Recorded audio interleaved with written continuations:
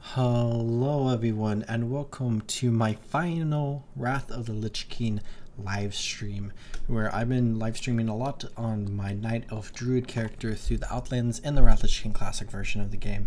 And I wanted to just do a bunch of different things in this stream to kind of like celebrate the end of Wrath of the Lich King and to look ahead to like what Cataclysm kind of does to the world a little bit, and to just kind of explore a lot of different aspects of the game that I wanted to explore just like in this stream. So it's going to be like kind of jumbled together, and there's going to be a lot of different things where I hope everyone is having a very good evening right now, where I wanted to start with one of the special events going on in the world, which is Operation Gnomeregan, and then also like the Retaking Echo Isles quest chains, where basically there were two quest chains added into the game at the end of the Wrath of the Lich King right before the Cataclysm pre-patch, which is what we are seeing right now in the classic version of the game, where basically with Cataclysm we see that the trolls retake the Echo Isles, and then the gnomes kind of partially retake Gnomeregan, and you basically do those events during this quest chain. And it's like kind of a big quest chain, but it's also like really scuffed, and I don't think a lot of people are doing it, so we might struggle a little bit here. But I came onto one of the characters that was like the first character that I was live streaming on this channel on YouTube, and we need to bring the gnomes outside. But I just wanted to kind of like take this character out of retirement, because normally when I'm done playing a character, I kind of just park them in an area of the road where I want to park them at, and then I call it good. Where we can go ahead and go out of Ironforge, where we are in the capital city of the dwarves right now, and we can head to the Steel Grills Depot, which is located at like the base of the mountain here right outside of Keranos, and we can begin this quest chain where there's like several different quests that we're going to have to do in order to prepare for like this operation. And then there's going to be one massive like siege based quest where we're going to be like scaled up in power. There's the ice machine going off, where we are going to be fighting like a lot of leper gnomes, and we're just going to have to deal with like a lot of enemies and probably by ourselves. But since we are like powered up so much, like it's unlikely we will die. And then I don't think we have like a really good build going on or whatever, but we should be able to deal a decent amount of damage and get through this pretty quickly. Or after this, I want to go over to my Orc Death Knight for like the rest of the stream. I just do a ton of different things, but this might be like the biggest section of the stream right now. Where let's go down here, and we can find Keranos off in the distance. Of course, the inn has the giant keg on the roof, but we can see that there are some Gnomeregan banners and some red lights right here. And we have an entire like operation that is being set up here with a bunch of Gnomeregan trainees and like all of these scuttling mechano tanks, and we got Thunder Flash. I almost said Flunderthash for some reason. But we have to bring it to Captain Spark Nozzle, who's located right there. And we have completed this quest, where I'm actually going to be making a little bit of gold from this, which is nice. But let's follow Drill Sergeant Steam Crank's cues and then return here, where we can go over here. And then we just need to sit here for a second, and I think, yeah, we have to go based off what he says, so we can't skip ahead. Okay, let's get to work. So this is kind of like the task in Guild Wars 2 in Queensdale, and also like the one located in Lake Doric, where you kind of have to like do things on command based off like when the NPC says it. So we saluted, and then we can intimidate our enemies.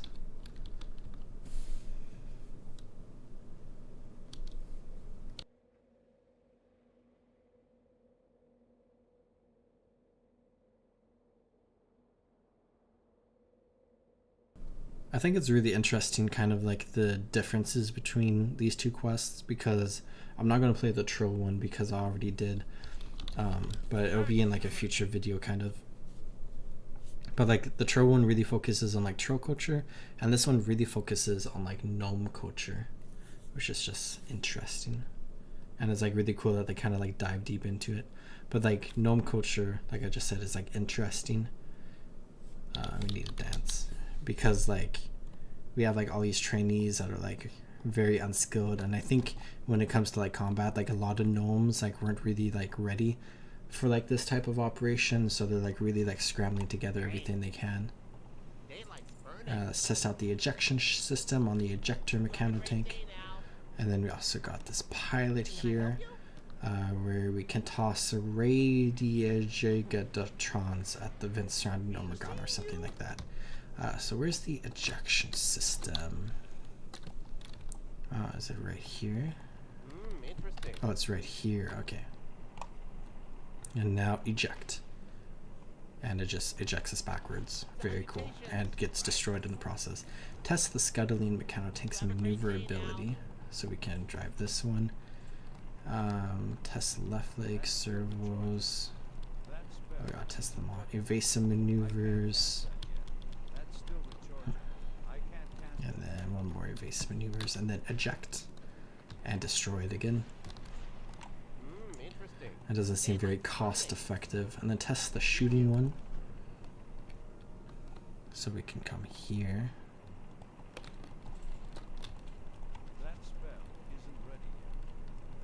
So very basic quests, but it's kind of fun.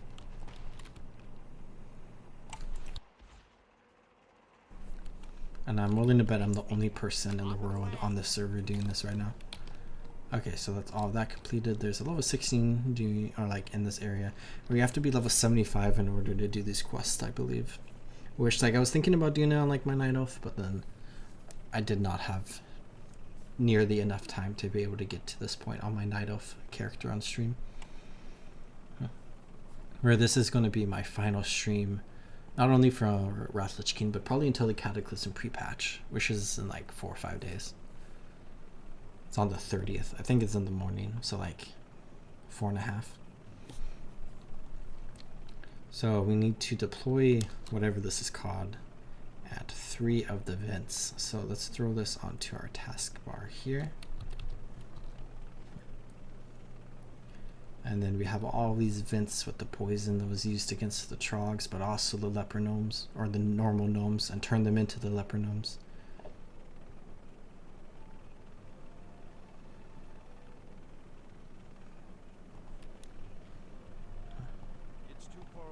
Too far away.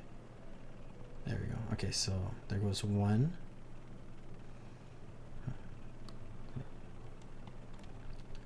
And then another one. And another one. And I think that is all. So then we can return to Keranos. But this is like a big question hub that I haven't gotten to yet on my channel really. But hopefully with our dwarf character we'll be able to explore this a decent amount.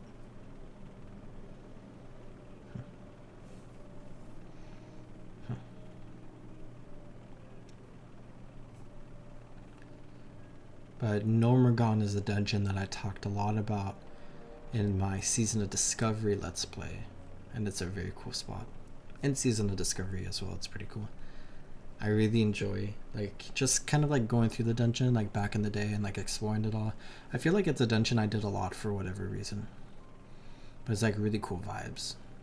And it's very unique vibes as well. Like, gnome architecture is very unique compared to like a lot of other architecture. Like you could look at like trolls, orcs, and taurens, for example, where they're like distinctly unique from one another, but they're also very similar in vibes. Where I think the alliance is a lot more varied.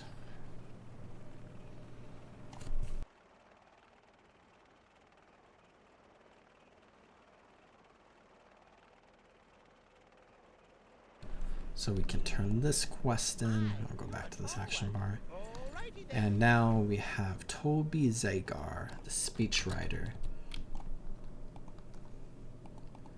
So let's write the speech. Use the gnomish playback device in front of Ozzy, Togglevolt to north of Keranos, Millie, Feather Whistle at Steel Grill Depot, and Tog, Rust Sprocket outside of Keranos Inn. So let's perform this speech. Hi, Tinker Mechatork. Can I just leave him? I'm gonna just leave him, and then we can come back if we have to do that one again. We'll see. This is a big quest giver in here for fighting the leper gnomes outside, and for like trying to like fix everything, where we can see they have a leper gnome prisoner right here. Okay, it looks like we're not going to get progress for that first one, so let's just hang out here.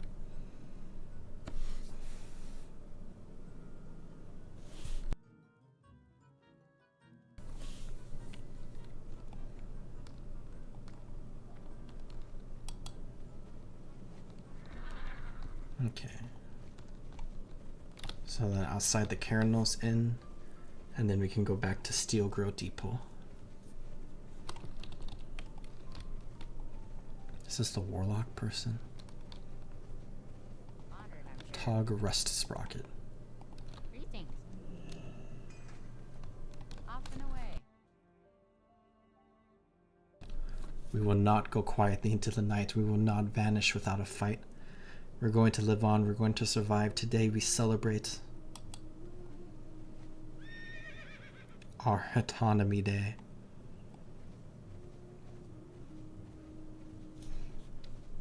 Okay, let's go do the first person again. I'm probably almost done talking to her as well.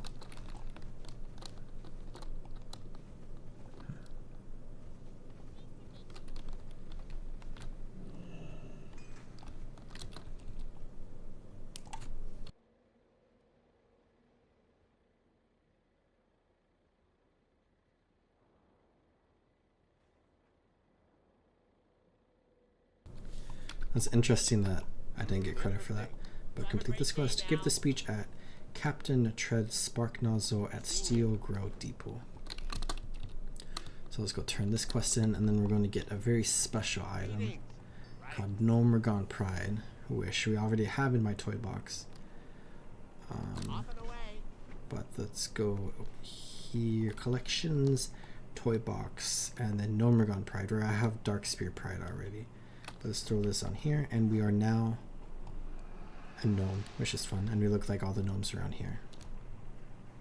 Okay, so we need to take Thunder Flash and go to Mechatork, which I believe Mechatork is outside Gnomeregan. Yeah, he is. So we're done with all the like prerequisite quests there, where that was like really quick. I feel like that went by a lot faster than the troll one. But we can go ahead and begin our invasion into Gnomeregan, which is probably going to take quite some time. Because the troll quest and like escort took a very long time. Where this one, I have like some memories of it back in the day, and I remember like kind of what happens at the end of it, which I won't say yet. We can experience that live.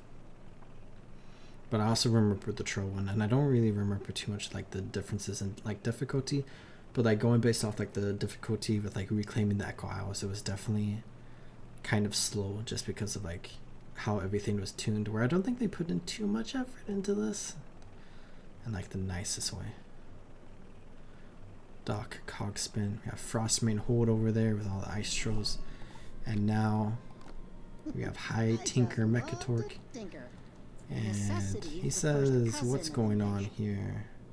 And we can read that if you wanted, but that's just what it looks like for the history books. 6 minutes until the Operation Gnomeregan begins. Today is the day we take back our glorious city from that vile traitor Thermoplug. Gather around me as we prepare to reclaim our homeland. Or I guess I'll read it since we have to wait 6 minutes. Our people live as refugees, as outcasts, as wretched, irradiated slaves, chained to the yoke of a madman's war machine. Is he done kneeling? At last, it is time for the exiled gnomes to return. Once again, Gnomeregan will be our home. The dwarves have kept us safe in their home for some time now, and for that we thank them. However, the traitorous Thermoplug's occupation of our home must at last come to an end. Gnomeregan has festered beneath the atomic weight of our ill-conceived plan for too long. The detonation of the radiation bombs drove us from our city, but we now possess the technology to take it back. We will regain what is ours and bring Thermoplug to justice. Operation Gnomeregan is divided into a number of phases. First, we must retake the air tower. This will allow our planes to give us air support as we move towards Gnomeregan's main entrance.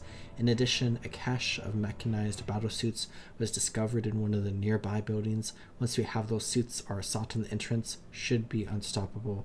Then we go straight for Thermoplug in the heart of Gnomeregan. I feel like that's skipping a lot of steps because there's like a ton of things between Thermoplug and the entrance to Gnomeregan, as anyone who's done the Gnomeregan dungeon would know.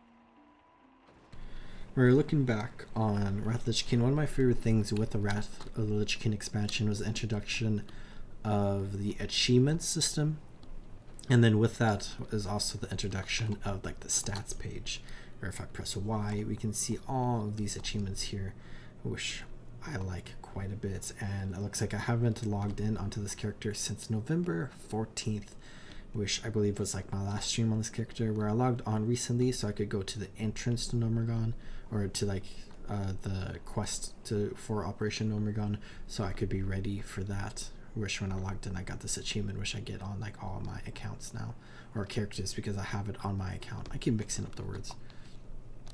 But looking at stats, 23 deaths in Otrak Valley, 170 total deaths, 5,478 gold, 11 silver, and 66 copper earned. The end of Thermoplug's reign draws near. Gather now at the staging area. Which I don't feel like is a lot of gold. 4.18 average quests completed per day.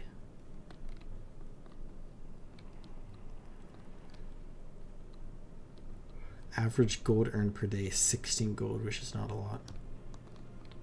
Total deaths in 5-player dungeons is 1. I did Violet Hold on this character, that's right.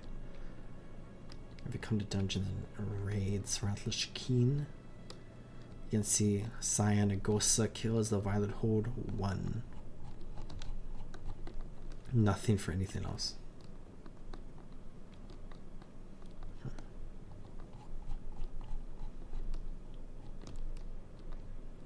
I played 13 games of Otrak Valley. Total damage done what number? Okay, so that's a 43,617,516 damage done. That's fun. I did 32, or wait, I died 32 times in Warsaw Gulch. If I come down here, total deaths from other players 68. Total deaths from the opposite faction 67. So an alliance character killed me once. I did 13 Otrak Valleys and I won 8 of them.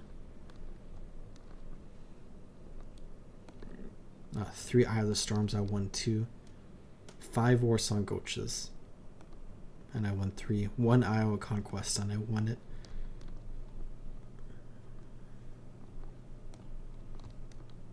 Really fun. But I just like stats in general, so I enjoy like the stats in this game. I'm just like looking at it all. And then achievements, of course. Anyone who knows me knows I'm a big achievement person.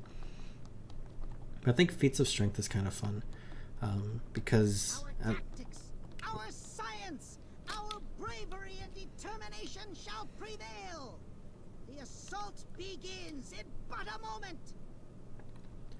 because like these feat of strengths were like, or like many of them were only available during like a certain time in like World of Warcraft's history, which is partially why they're feats of strength. And the other reason is because like sometimes they're like super rare drops where you get an achievement for just having it, which is like true with the Horseman's Reign, where you can still get this feat of strength in modern WoW, but you can't get the emblematic anymore, I believe.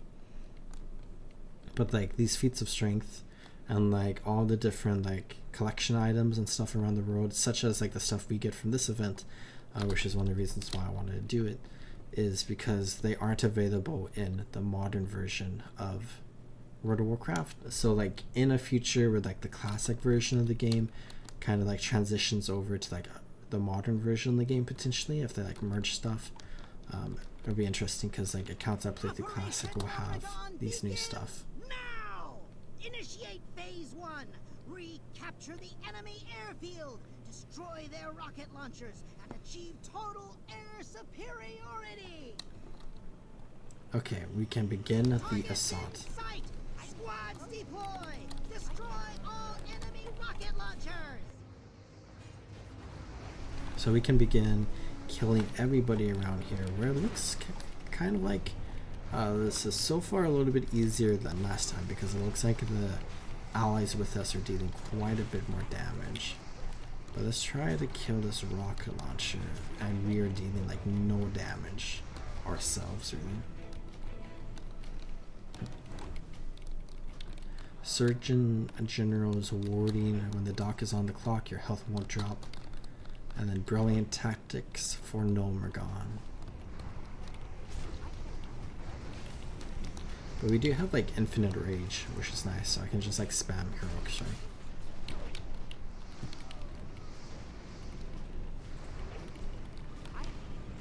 I feel like that group of gnomes should come and help. Oh, this rocket launcher is being annihilated now by all of these airplanes, flying machines. Keep attacking!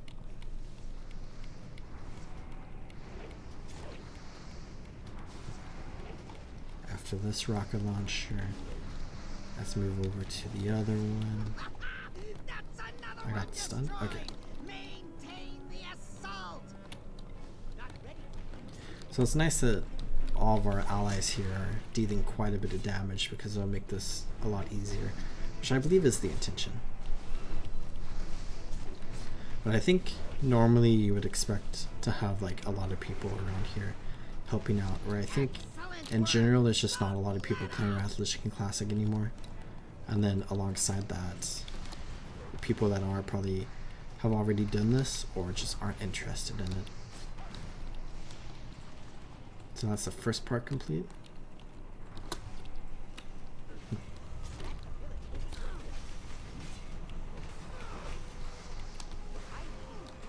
And that's all the mobs here destroyed. There's a tank buster cannon over there.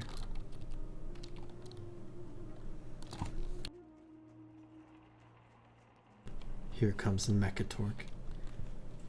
Got my swift brown steed, but I also got the headless horseman's mount.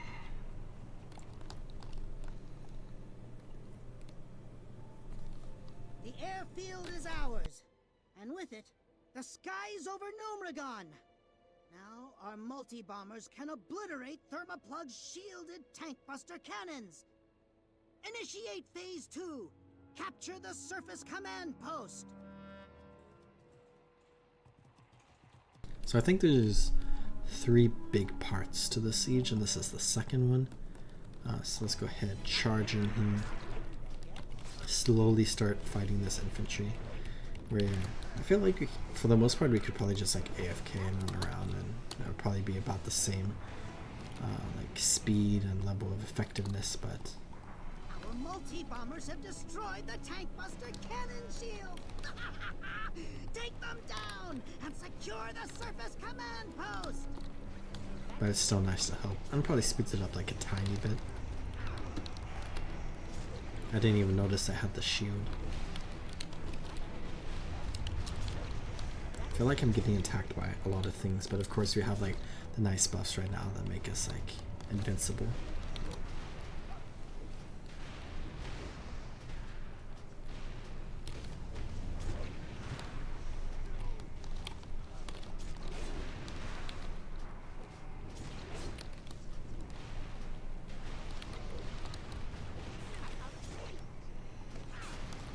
But it does feel like kind of boring just because like you deal like no damage. So it kind of feels like you're not really doing anything. And it probably doesn't help that I just have like questing greens on and like a random build that I just put in. But I don't think you would improve too much and like with how this is scaled and everything.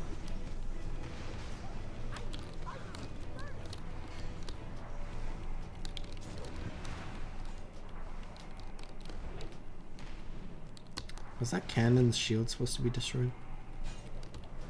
Uh-oh.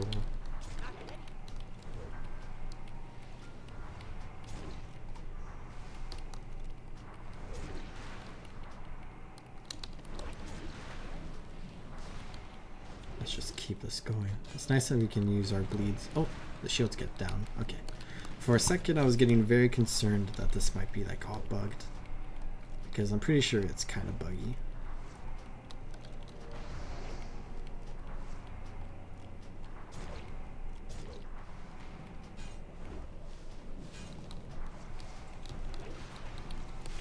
Half of the cannons are destroyed. Let's get this one. But like, despite any potential bugs and like lack of players, it's still fun to experience like a part of World of Warcraft that only existed for a short time. Especially something that I have like some like memories with, because like I remember doing this back in the day, but like I only did it like each one like once or whatever. Excited for the Cata pre-patch. Got a paladin I need to level quickly. Yeah, I'm excited to experience like the pre-patch content again and to kind of just run around Cataclysm a little bit, even though I've kind of done that in like the modern version of the game. But I'm excited for like the content in the Cata pre-patch, because it's like kind of similar to this, where it's stuff that only existed for like a short period of time. There's like certain quests that you can do, and I know you can get like a couple of toy items from this stuff. I forget what like rewards you can get from like the Cataclysm pre-patch content, but it'll be fun to just go through it again. I also have a paladin that I'm probably going to level on Cataclysm, just to kind of experience some of the Cataclysm zones a little bit again, just on like a character or two.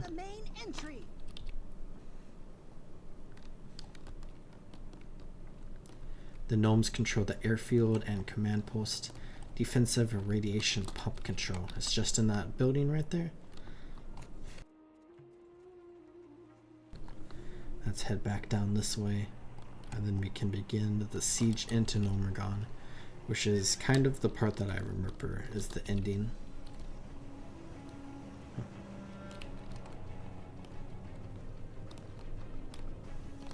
Got some infantry here.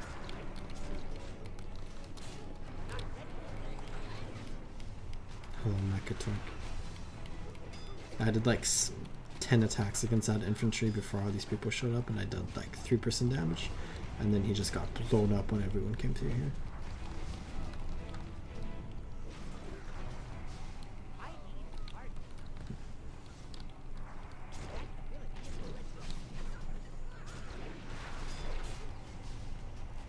Do we have to take the elevator down? Do the NPCs just get teleported down? We'll see, we'll see. I have some faint memories of this part.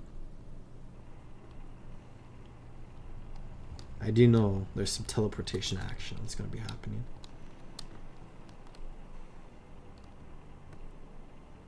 We stand at the brink of victory, my friends. The tanks just despawned. Phase 3, into the Oh, so many tunnels. Once we gnomes capture just the despawned. underground railway and loading dock, we'll use them to make a rapid attack on the heart of the city. Gnomeregan is within our grasp.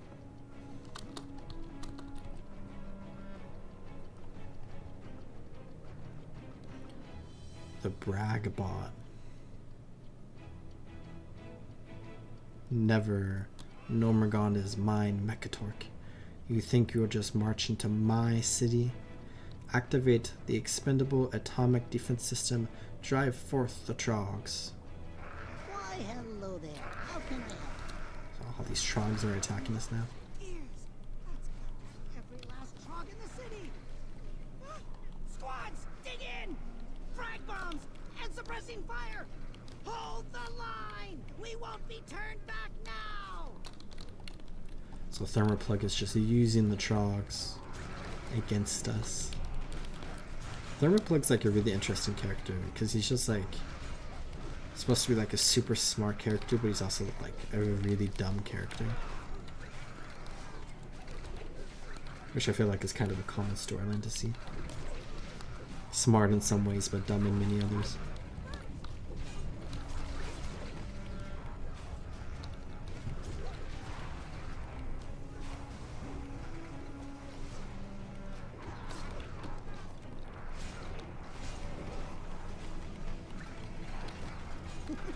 I just love to tinker. I think Mekatork is one of those characters that hasn't seen a lot of like story added to the game over the years, where I think a lot of people really want like more gnome storylines. At least that's what I read on like different forums and stuff.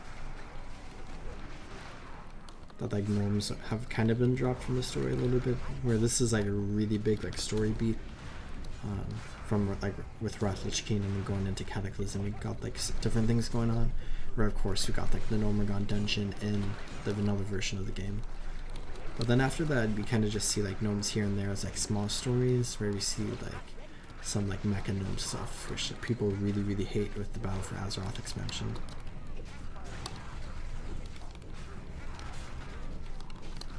Sweet baby titans!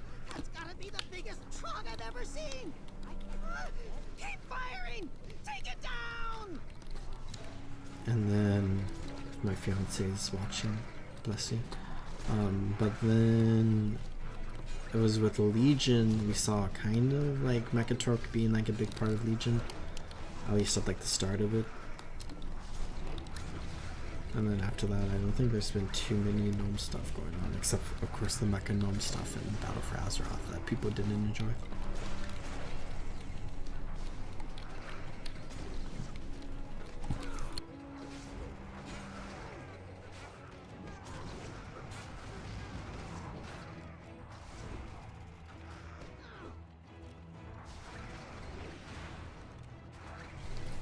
I was thinking about doing a stream where we go through like a bunch of like Titan stuff, especially with like a lot of Titan storylines coming into play. You could do Odoman and then ODR. There's that boss defeated. The gnomes control the surface of Gnomeregan. So we took the airfield, and then we took the place with the cannons, and now we've taken the entrance. So we can head down into the city. Let's mount up. Fast Blast, Cogspin, Mekatork.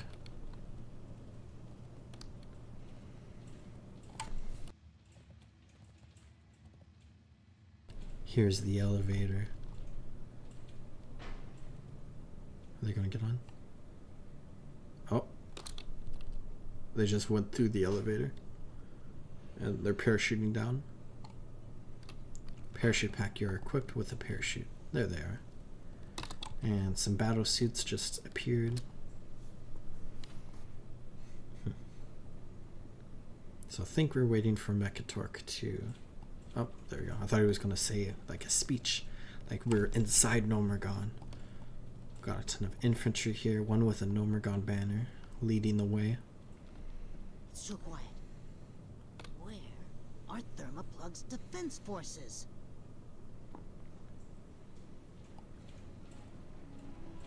But this is the part that I remember.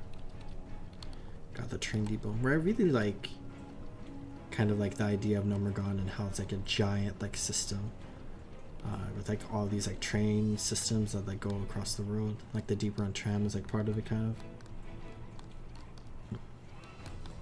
What is that? That looks like the radiation bomb that poisoned Gnomeregan. Wait, incoming! Here come a ton of more gnomes. And that does look like the radiation bomb that poisoned Gnomeregan. So it looks like Thermaplug is doing the same exact thing that he did earlier. Where it was like Mekatork and Thermaplug's idea to like irradiate the trogs, but then like Mekatork like messed with it and like destroyed a lot of like Gnomeregan and irradiated the gnomes.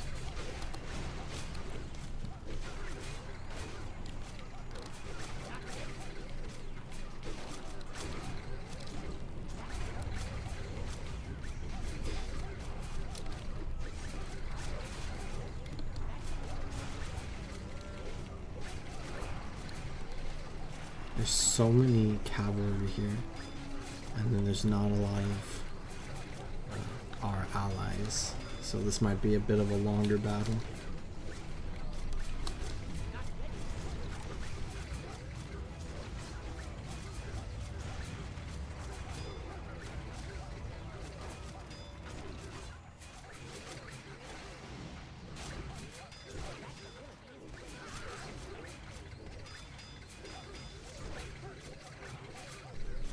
Looks like there's no more leper gnomes coming in, which is good. And of course, as I say that, there's probably going to be more coming in soon. I think this is the last fight.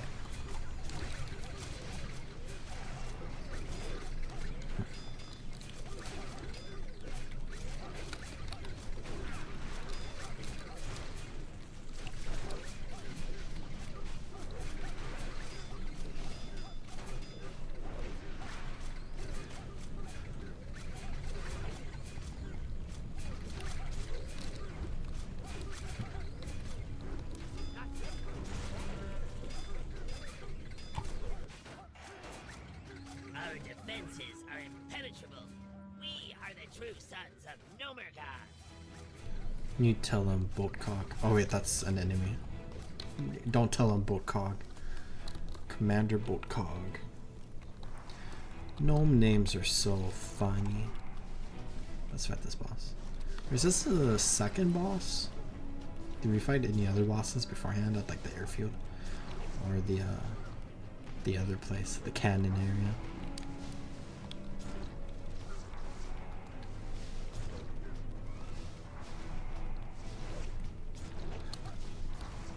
What's our skill at? We're wielding a two-handed sword and a two-handed mace. So we're almost at 400 with those two. I think if one of them ends up being 400, we get an achievement. Let's come down here. Raise your unarmed to go to 400, and then raise 4 weapons goes to 400. So we'll have to get 4 of them to 400 for that. But I think that gets removed in the Cataclysm expansion because we have this whole like weapon skill system. That's like a big part of the game in like vanilla. That's like a big part of gameplay mechanics, and like changes a lot of things with like how you're leveling through the world, and it gets completely removed with Cataclysm, I believe. Maybe it's Mr. Pandaria? Pretty sure it's Cataclysm.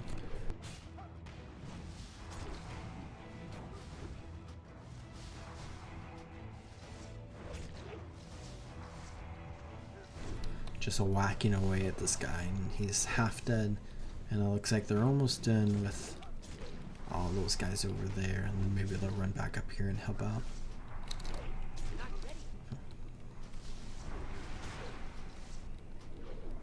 Looks like there's just one more cavalry, and all of the infantry and cavalry are dead, and here they come to help.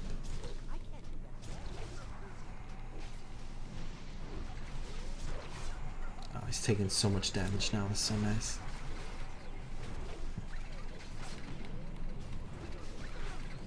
But just having like an invincible enemy is always nice to be able to level up your weapon skill. Not that it really matters, especially since this is probably the last time that I'm playing this character.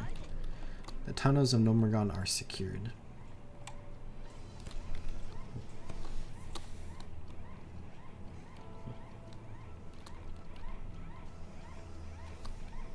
Oh, here's another one of Thermoplug's brag bots.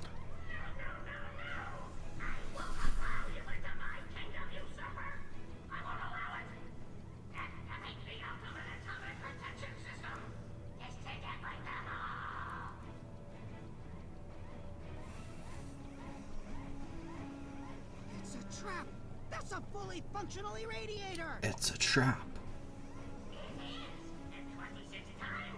26 times more powerful than the first.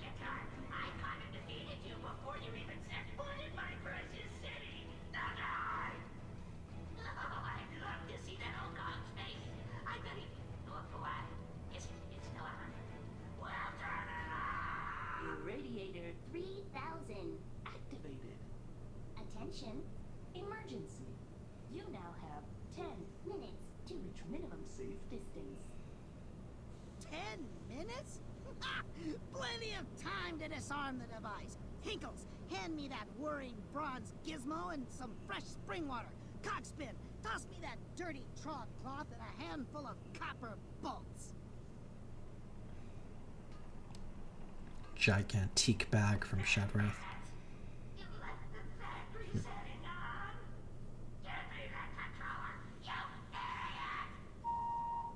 Attention, emergency. You now have 10 seconds to reach minimum safe distance. We've got to get out of here! Lapforge, beam us back, quickly! I just got beamed out, and you can see Gnomeregan's getting bombed again. And now we're back in Tinkertown. Curses, we had to fall back! But Thermoplug's lost, and he knows it. He's only bought himself time. We hold the surface, and when the radiation clears, we'll assault and recapture Gnomeregan with a force twice this size. Where we can turn in this quest, and Operation Gnomeregan complete, where I now have that feat of strength, which is very fun. And I now have this back item, which we're not going to see until here, which looks really cool. It just has the Gnomeregan like flag symbol on it. But that is everything with Operation Gnomeregan, where I think I'm just going to Hearthstone back to Dalaran. And I should have done this before I started the stream, but I took a screenshot of where I was sitting in Dalaran at the end of the last stream, so I could go back there.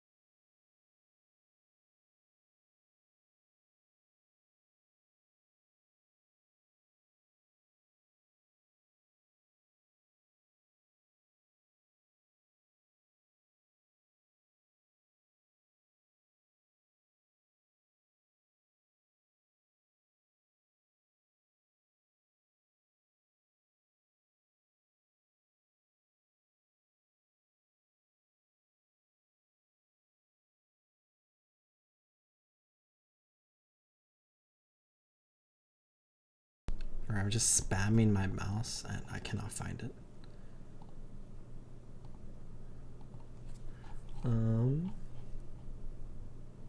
Okay, well, I'm pretty sure it was just this chair, but again, it doesn't matter. Really quickly, guess I'll do a little bit of maintenance. Let's come here, and then to Athasilian, which is my druid. I'll go ahead and just send this tiny bit of gold. And then I'll throw these 3 items into my bank. I have this plain letter from Ronan from when I reached level 80. Should probably just go into my bank.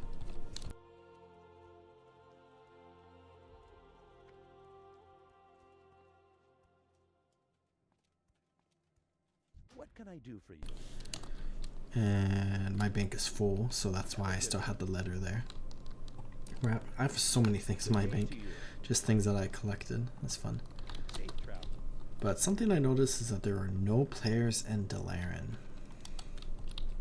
Where I was wondering when they were going to open up server transfers. You see one Knight of Hunter right there. Let's type in who. There's 4 people in Dalaran, at least within that level range. There are currently 46 players online on the Alliance on this server. Oh, that's so sad. But the server is shutting down, so. But I wonder how many people on this server even did Operation Gnomeregan, so we might be one of the few. But with that, once again, and probably for real this time, I'm done with this character. 5 days, 12 hours, that's so much time. I don't know how to do math.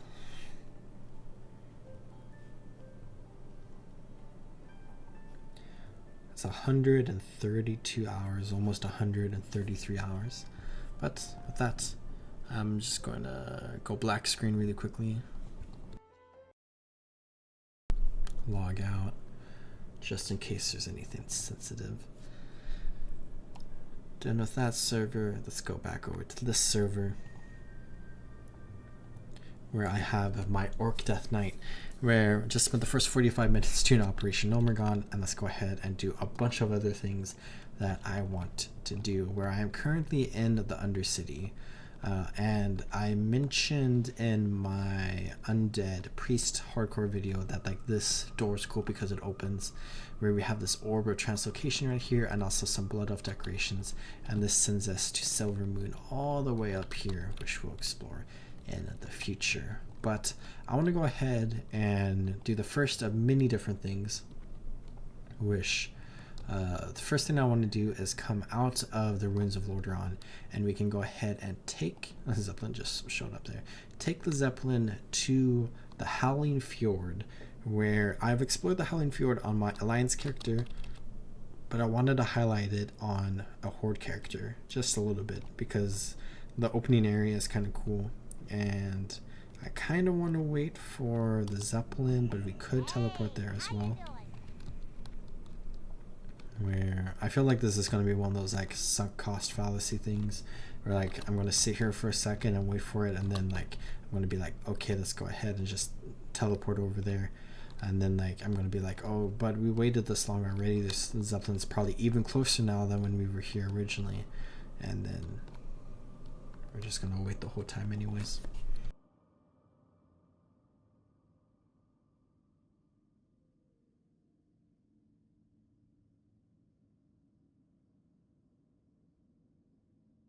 Let's go ahead and just teleport there. Interesting. Teleport to Vengeance Landing.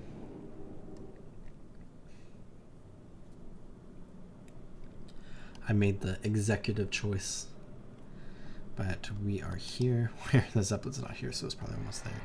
But I'll go ahead and just fly out here a little bit, where we have a Vengeance Landing, which is kind of like on the other side of the Howling Fjord. For the Alliance players, you start in the center, so you can't really say like the other side, but it is on the coastline of the Howling Fjord, where we have the Zeppelin that comes into here, and then we have all these Forsaken boats, and there are quite a few quests that you can do around here, where you kind of just like get an introductory start into Northrend, and then you get sent up into the Howling Fjord.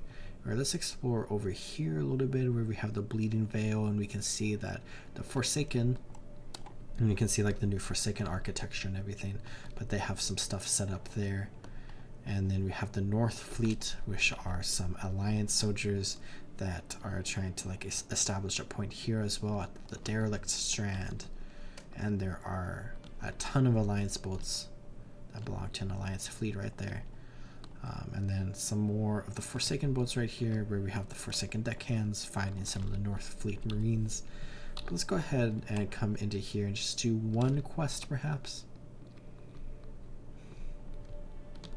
Where, let's go back to the Zeppelin Tower.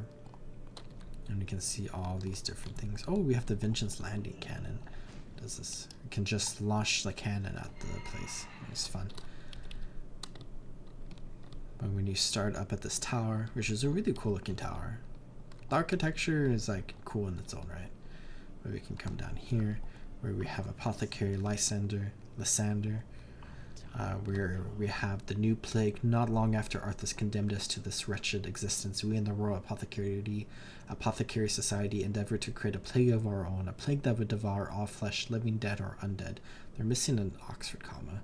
We've succeeded in creating this plague, and we're here to hand deliver it to the Scourger's doorstep.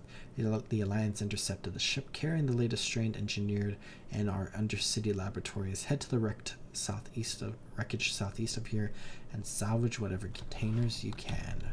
Which, of course, if we do that quest, we're kind of evil for just doing that. But we can burn corpses littered to the west of the town. And then we can feed crow meat to one of these plague hounds. Let's come to the wreckage right here. And we have some North Fleet salvagers that we can fight. Who should be easy targets for us. And then we can get these plague containers. And I think this is the only quest that I'll do right here. I'm out of range. I can't do that yet. That spell isn't ready yet. Have another one. But these look exactly like the projectiles that they fire at the Wrathgate, at the Alliance, and the Horde, and the Scourge.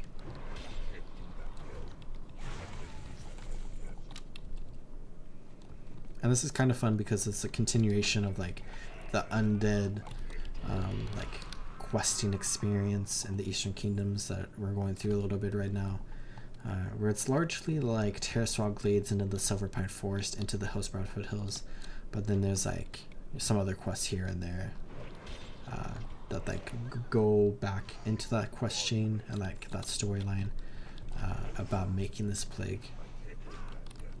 Where I think in the Burning Crusade it wasn't a really big part of the story, but then with Wrath Lich King, it's a major integral part of the storyline.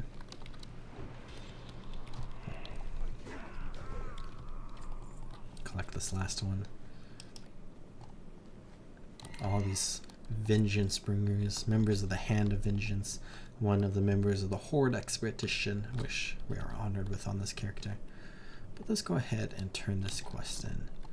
We got a Grandmaster Engineering Trainer right there. Turn this in. And then I'll just get that item, I suppose.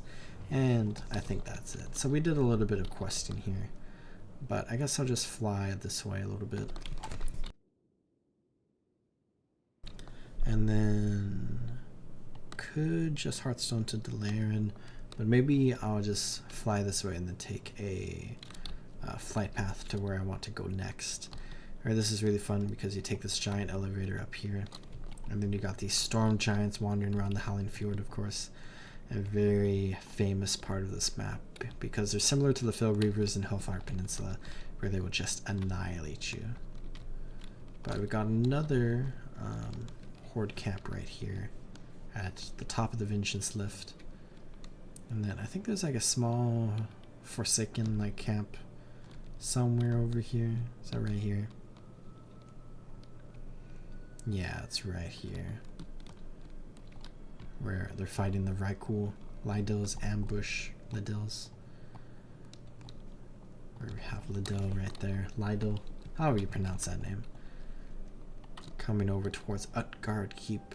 Or of course we have Valgard that I explored on my Human Warrior that we were just on, but a long time ago now. Where Wrath Lich King has been out. The classic version has been out for like a very long time now. Or it seems like the Cataclysm classic version of the game is going to be much shorter in duration, which is interesting. We got Dagger Cap Bay with the boat coming in. Probably the most well-known boat ride in the game is this boat ride. But we have new Agamand over here, which is fun because we have the Agamand Mills and Terraswell Glades, where we have like the whole Agamand family and like all those quests. And now we have new Agamand here. Maybe there are some quests here, but I just did that one quest, and I think I'll call that good, where we can talk to the Bat Handler. And let's fly to the Argent Tournament Grounds. So this is going to be a bit of a lengthy flight, but that's pretty much everything that I want to do. It's just like exploring the introduction of the Howling Fjord, where I explored the Alliance side too, and the Alliance side of the Boring Tundra, where the Horde side I'm planning on kind of highlighting in the future in a different way.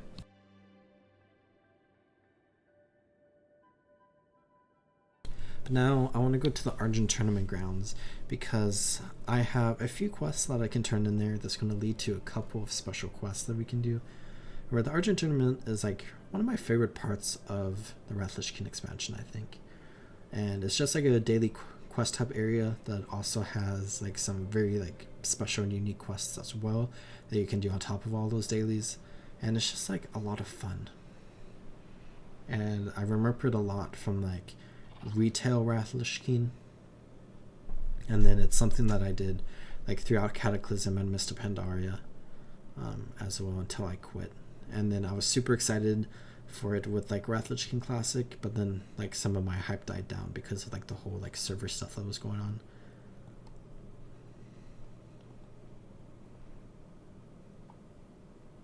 So I want to explore that next, where we can just fly that away. We got the Tonka village there, which is fun. It's really fun to kind of like see like all these like different like cultures and people and like aspects that were introduced in like previous expansions, like the Tonka, for example, and to see how like they evolve into like the future. When the Tonka kind of join the Horde and you see like a member here and there. And then we also have the Yongo and the Mr. Pandaria expansion, which are similar to the Taka and Tauren, where they're all like Tauren that like settled in like different parts of the world.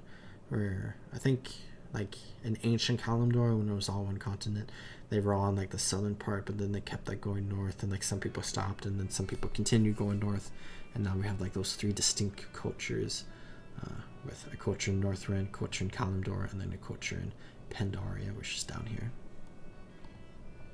And then there's also a small group that are on the Broken Isles as well. I forget what they're called.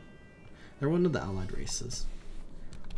Allied races.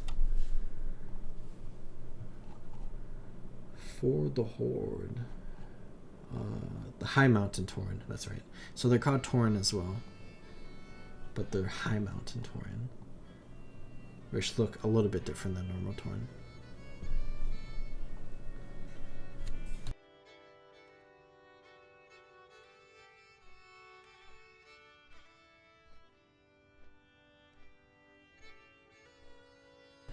I kind of enjoyed Plunderstorm because it let me play a Mechanome for like a couple hours, where I don't think I'd really play a Mechanome outside of that single experience. Where I'm excited for like a new map of Plunderstorm, because I think I want to do that with like another allied race that like I'm probably never going to play like a full playthrough of that allied race, but it's like a nice 2-hour adventure. I might do the Vulpera next. It is so nice to just fly through Northrend. Just take in all the sights. Where I've done many streams in Northrend. If you like go through like my live stream tab, where I've explored pretty much everything that I wanted to explore with Northrend. And I'll do one more stream probably, and then like some video stuff in the future as well.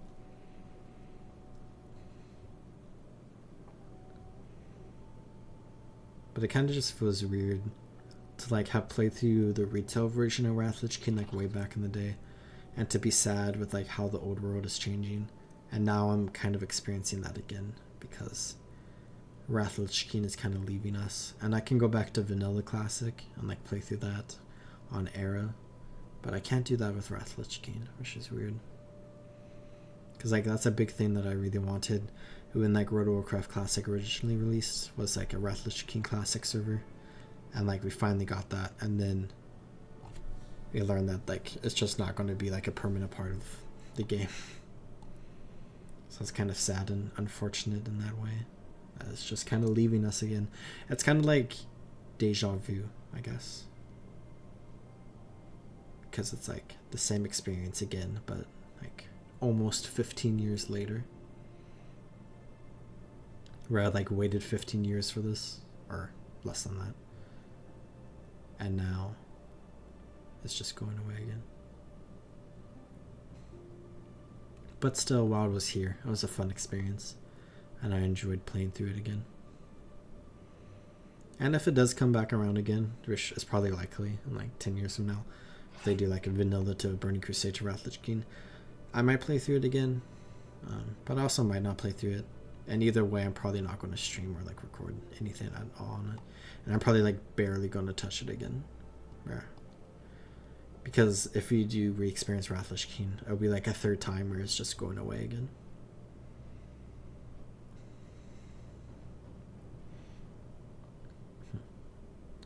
I got Delaire in there, and now we have Ice Crown. I really enjoyed coming through here and doing these quests right here. It's a really fun quest chain. A lot of Ice Crown is really fun. But of course I didn't do like every aspect of like the zones around here and whatnot. But I did like the big things. Where I really enjoy like how we like build up this tower. And I've been thinking about a lot this place and like how it might change in the future.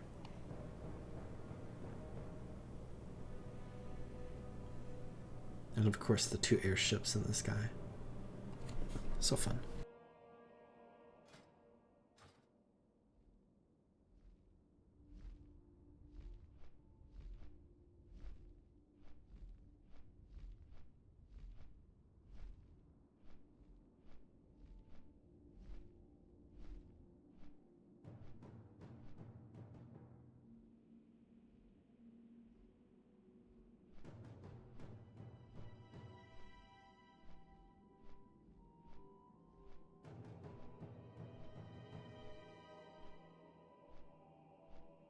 But now the Argent tournament grounds, where I forget what stream it was. I think it was when I was coming through Ice Crown. I did like the introductory quests on my human warrior here, and I was doing some Argent tournament stuff. Where I've done a lot of Argent tournament stuff spread across a bunch of characters, so I haven't made like a lot of progression on like a single character. But like I fully completed the Argent tournament in retail, so at least I think I did. I might have like a couple of quests that I didn't finish. I should go back and do that maybe. Maybe I'll do that first stream. But let's go ahead and run over this way, where I can go ahead and turn in the daily quests that I completed as I was setting up this stream, which is going to set us up to be in a good position to be able to do the next big part of the Argent tournament. So let's turn in these 4 quests. We will get some Valiant Seals and some gold, which is nice. And now we have 25 Valiant Seals, which means that we can become a champion or whatever of Orgrimmar, the Valiance challenge. So we can go ahead and take a Horde Lance, which we have right there. And then, do we need to be on a wolf for this? Hold on, I should check here.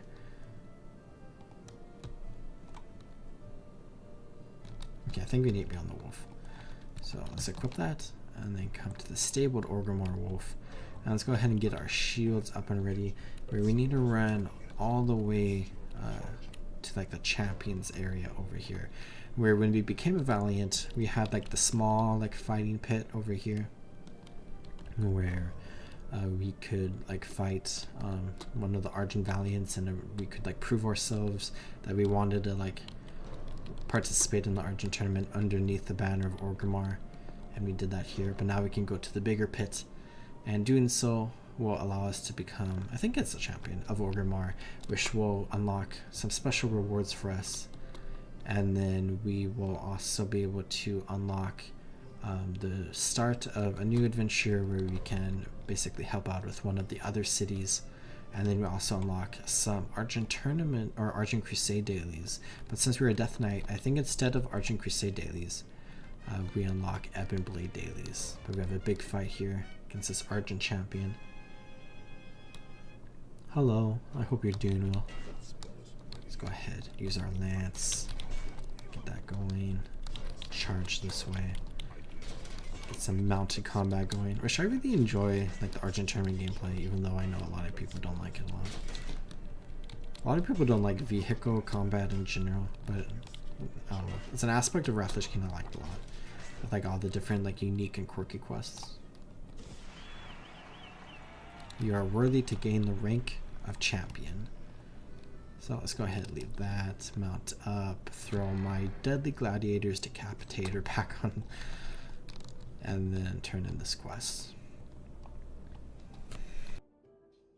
Where another aspect about becoming a champion means we unlock the next part of the Black Knight quest chain, which I had done a little bit of, and I think I did at least on the last stream, and then I did some progression off stream on this character.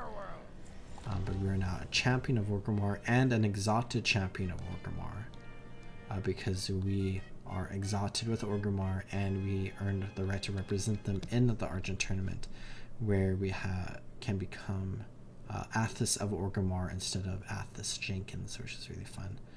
We're at the Pilgrim there too, but I think I'll go ahead and just throw Jenkins back on there, where we can go ahead and choose to represent one of the other 4 cities now, and we are done with Orgrimmar.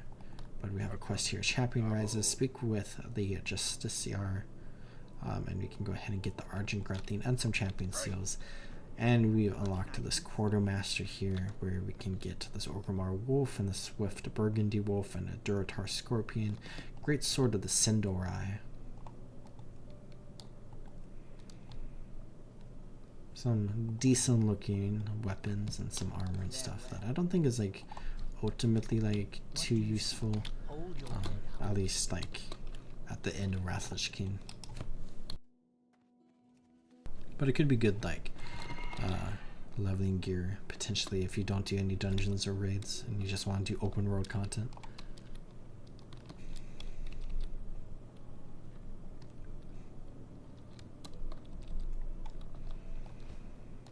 where we can go ahead and turn in this quest. And now we can go ahead and talk to Grok Scourgebane, where let's go ahead, and we learned Argent Grutling. And normally we would come here to Edric the Pure, but since we are a Death Knight, we have a very special part of the Argent tournament that's only available to us, I think, where instead of like representing the Argent Crusade as well, we can represent the Ebon Blade, where we can go ahead and turn on this quest. And now we have all of these quests around here, which I believe are pretty much exactly the same as the Argent Crusade ones, but you get Ebon Blade reputation instead. But I'm not going to do any of those quests. Let's go ahead and come over here where we can turn in the Black Knight of Silverpine.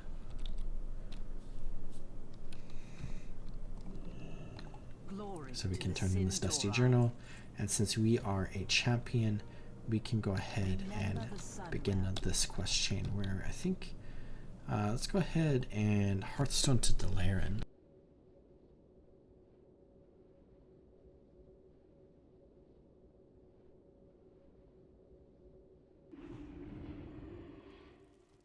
Where we need to go under the city and we need to get one of these Seer's crystals, which I wanted to earlier. There's 21 people currently in Dalaran on the Horde, which is much more than the Alliance had on the other server, where there are at least 50 but probably over 50 people online on the server right now. So the server is doing significantly better than the other one, and we actually see people around us on the server, which is fun. But that's like the Plunderstorm mount that this person has, which is kind of cool. But let's come down this way, and we need to find some of the treants, I think. Or do we need to fight satyrs? Not the Watchers, so that's good because they're a little tough. But we do need to fight the Unbound Seers, which looks like someone just came through and obliterated a bunch of them. Here's the one we can find, and a few more around there. And we got the Seers Crystal. Okay, so now we can return to the Argent Tournament Grounds, and we can turn in that quest. Or I think there's going to be a few more quests after this quest chain.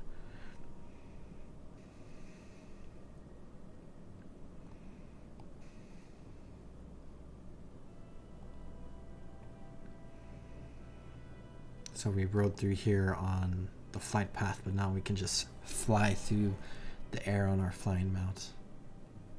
You can see all these places a little bit closer. And I feel like Tyrian Forging is in like so many places of the world, like throughout the history of like World of Warcraft, at least in like the early expansions up until Legion. Because like I was flying through the Western Plaguelands recently for a video, and he's just hanging out there in the Cataclysm version of Western Plaguelands.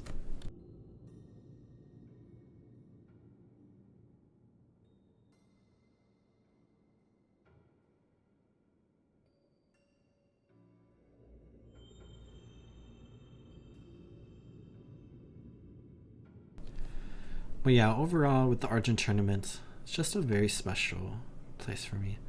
And I kind of regret not doing more of it with the Wrath of the Lich King Classic, but it's also kind of just like one of those things that like I kind of realized that I've done all of this before, and it kind of like killed the mood a little bit for me. But it's still fun to play through. Which is kind of like interesting because like I continuously play like vanilla characters over and over again, and I still have like so much fun like playing through it all, even though I've like done it so many times. Where with like Wrath of the Lich King, it just like felt different, I guess. Maybe because it was so temporary compared to like playing a vanilla character.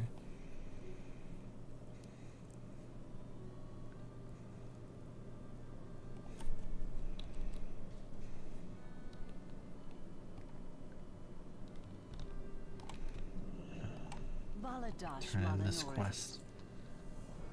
And then we can go to the graves that we went to earlier, and we can use the Seer's Crystal to basically find out who killed the Argent Crusaders that we found dead over here.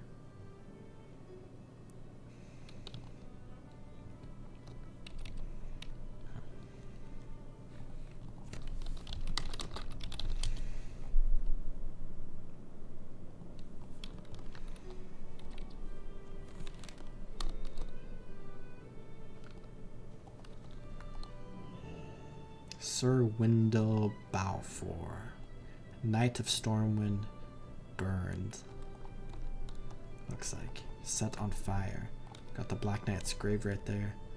Lorien's grave, Lorien's Sunblaze. Looks like he was poisoned. Kono Iron Grip, and looks like he was potentially stabbed. He's also a dwarf. Maybe he just died from alcoholism, but it looks like he was stabbed.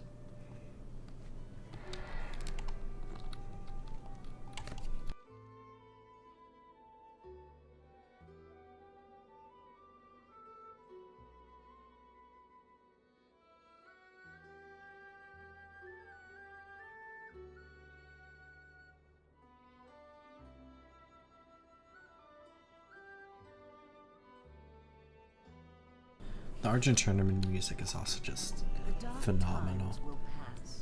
Obtain a large femur from a skeletal woodcutter and use it to incapacitate Maloric.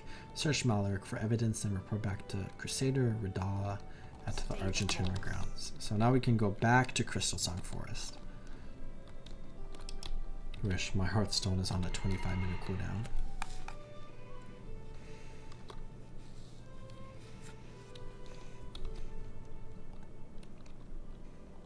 I remember doing this question kind of recently, and I feel like I killed like a bunch of the wrong mob for this quest for whatever reason.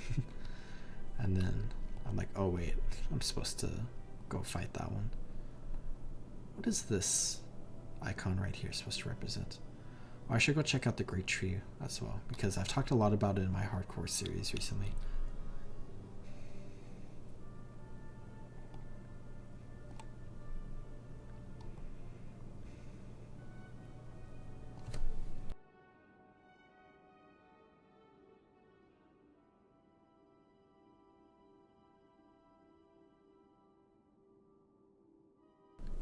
I do kind of just love how Icecrown is structured with like all the death gates, and you like progress from death gate to death gate, all the or like not death gate, like this one is a death gate, but then we have different types of gates all the way to Icecrown Citadel.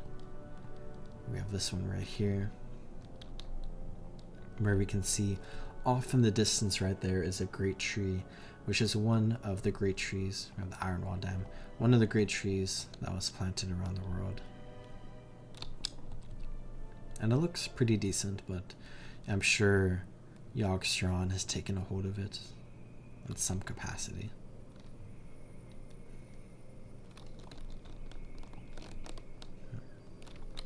Alright, we need to go over here. I'm pretty sure this is a Titan, like that Titan thing over there, but it looks like not where it would be in the world, but it must be that tower right there. That's what this is representing on the map.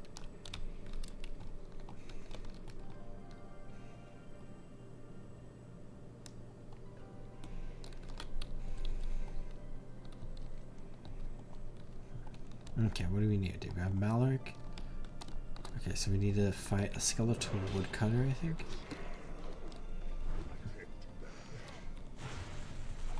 And then we need to get the large femur, and then we use the femur on Maloric to incapacitate him. And then we can get his items. So we have the Murderer's Toolkit. And is that everything? I think we can return now. There's so many different daily quests we can see on the map there, even though we can't pick them up. So we went from Crystal Song to Icecrown to Crystal Song to Icecrown to Crystal Song. So let's go back to Icecrown now. I think that's the last like big trip we have to do for this question.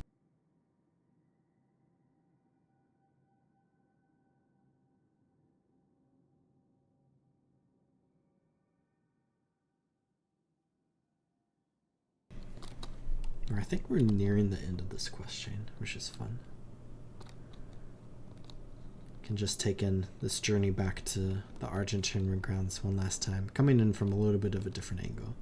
You can see Scourgeholm here. And the airships are pretty close to each other now. I wonder what the exact timings for the airships are, because there is like the special event where the airships like shoot each other in the air. And it only happens at like a certain spot in Icecrown, but I don't think they have like the same, like, what's the word I'm looking for? Like the same schedule or like timing for the lap they do in Icecrown, where it takes them like a different amount of time to do like the full lap that they do. So like they meet up at like very weird intervals, I think. Just wonder if anyone's ever done the calculations for that. I'm sure someone has. Probably like way back in the day.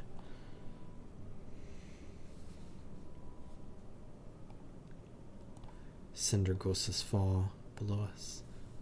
An important part of the Lich King opening cinematic. And then Quodalar's Rest. And then the Argent Tournament Grounds once again. Well, let's go ahead and turn in this quest. Which I feel like is the third to last quest in this quest chain.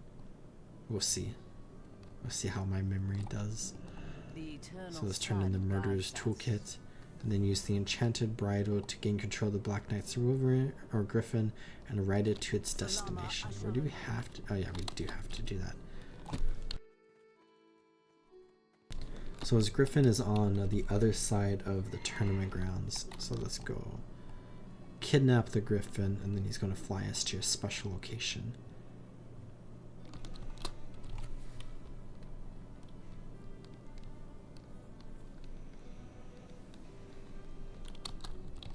So I think right here is a Black Knight's camp.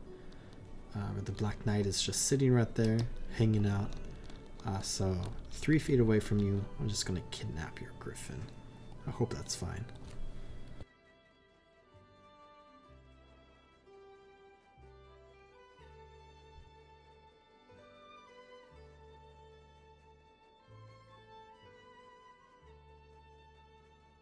I feel like my throat is very sore right now, so I'm taking a lot of water breaks. It's kind of fun to just see a bunch of people hanging out right here. I wonder what everyone's doing on like the final days of Lich King Classic. I think maybe gold farming just to get ready for Cataclysm or something. Or I'm sure a couple people are uninstalling the game. I'm excited to play through some of the zones.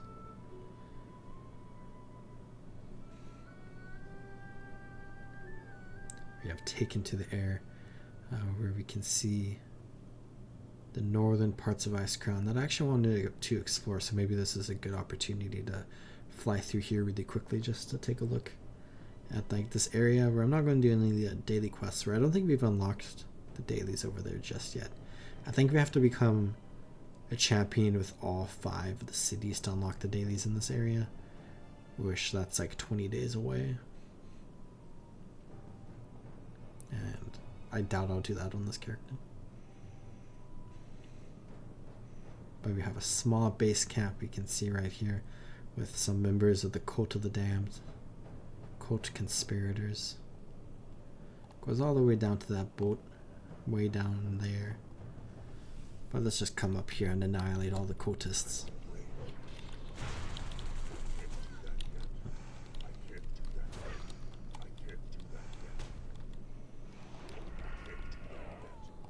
So there's one, and then I think there's just these 2. But this is kind of like a cool tent with a bunch of supplies around here. And we can see that the Black Knight is working with the Cult of the Damned. Which, if you took a look at him, you know, he kind of looks like a cultist. Looks a little deathy, Death Knighty. Where we have the Black Knight's orders, and then a stolen tournament invitation. Where that's all that. So let's go ahead and get on our fine mount. Where the Black Knight's orders sow distrust and discord among the ranks of our enemies. Use this tournament to destroy the greatest warriors. And then we have some stolen tournament invitation that they stole from someone. But we have this entire like additional area that exists up here, where we have some boats that belong to like the Silver Covenant, and then the Sun, what are they called? The Sun Reavers. So the Sea Reavers run right here. And then we have the North Sea Kraken that attack these boats, and it's like kind of cool to just have all these Krakens around here. Where I loved, is it Tethys is the name of the Kraken in Dustwallow Marsh? Like that's one of my favorite quest chains in like all World of Warcraft. That was added in the Burning Crusade in Dustwallow Marsh, where I really enjoy like all the quests added in the Burning Crusade for like all of, like the old world of the Eastern Kingdoms in Kalimdor. But we have like Hrothgar's Landing here as well at the end of this little stretch with all the boats, where this is just another one of like the Valkyr, or what are they, Vodyer, however you pronounce that name, that hang out here. The Sea Vrykul that are like all seaweedy, and it's just a very cool area with some different objectives around here for different quests. But oh, this is like so bright. Let's go ahead, fly back this way. There's a special area right here that we just went past.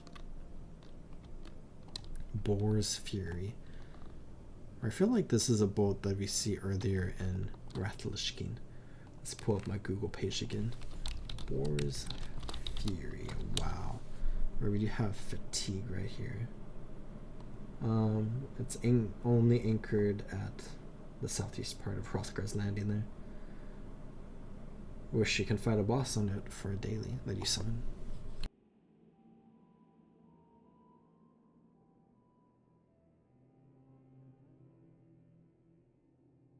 You also got this area up here with a bunch of Cult of the Damned members,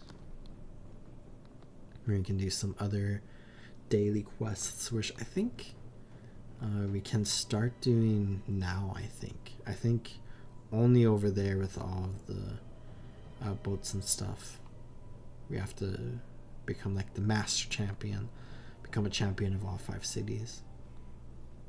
But we can see all these people hanging out here, where I actually killed a lot of these members of the Cult of the Damned on my undead priest, because I was just like doing dailies around here while waiting for like battleground queues to pop.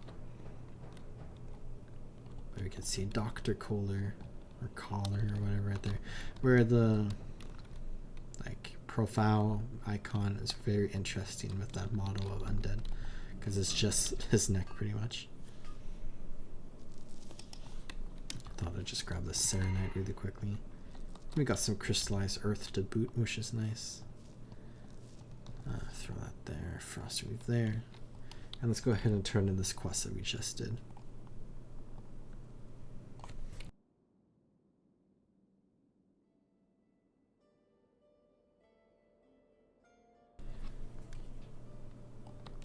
Got another Death Knight right there, but a member of the Alliance. Turn this in. And then the Black Knight's Fall. Defeat the Black Knight and the Speak to Crusader Redala at the Argent Tournament grounds. So we are going to throw on our Horde Lance. And then I think we need to get a special mount. Where we have High Lord Tyrion Fordring hanging out right here. We shall triumph. Alright, let's come to the tournament. Use my Argent Charger. It's housed in the stables, which is it this one? Pretty sure it's that one.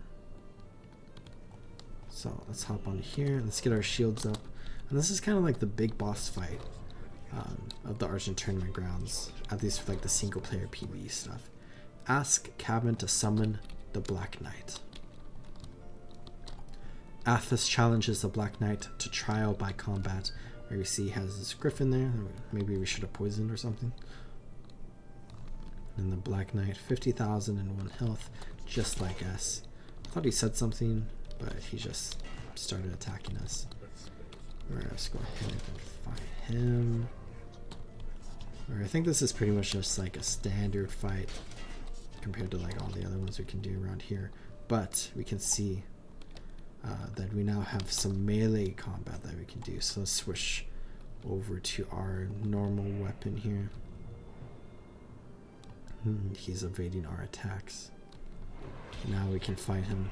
So let's go ahead we are quite powerful because I have like relatively decent gear. It's mostly like PvP gear, I think, and some like Halloween gear. But we have completed that, where we have defeated the Black Knight, where he's not fully defeated yet. Time is of the essence. Salama Ashalanore. Where he plays a part in the dungeon here, where he comes back as like an undead character. But we unmasked and defeated the Black Knight at the Argent tournament. And now we have this quest called the Black Knight's Curse. I wanted to remove the Black Knight's remains from the tournament grounds after your victory, but Confessor Peotris insisted that he receive a decent burial. Ever since a dark presence has lingered in the cemetery, and people are afraid to go there to visit the fallen. Would you visit the cemetery just past the eastern end of the tournament grounds and see if you can discover what's happening? Where we can see this grave here that we actually saw earlier. But then we have some cult saboteurs here and a cult assassin. Where he says, "What do you think you're doing? You're too late to stop our plan." And he has a shovel. "See to it that I'm not followed." And he teleports away. And then the assassin says, "Gladly," and he pulls out his sword there. So let's go ahead and just fight him really quickly. Where we have yet another Death Knight of the opposite faction right there. But we have investigated the grave, so we can go ahead and return. Where we actually have Orgrim's Hammer, yeah, that's the name of the ship, hanging out right above the Argent tournament grounds, which is kind of like a cool part about being like a member of the Horde and like questing through this area, where the airship just goes to like the Argent tournament grounds, so you can like get on it or get off it if you're like AFK there, or you're like done doing the Argent tournament grounds and you go to quest and it happens to be there, which is convenient, or vice versa. So capture Dr. Kohler's orders at Death Speaker's Watch, and then return to Crusader Dala at the Argent tournament grounds. So I guess let's go do that as well.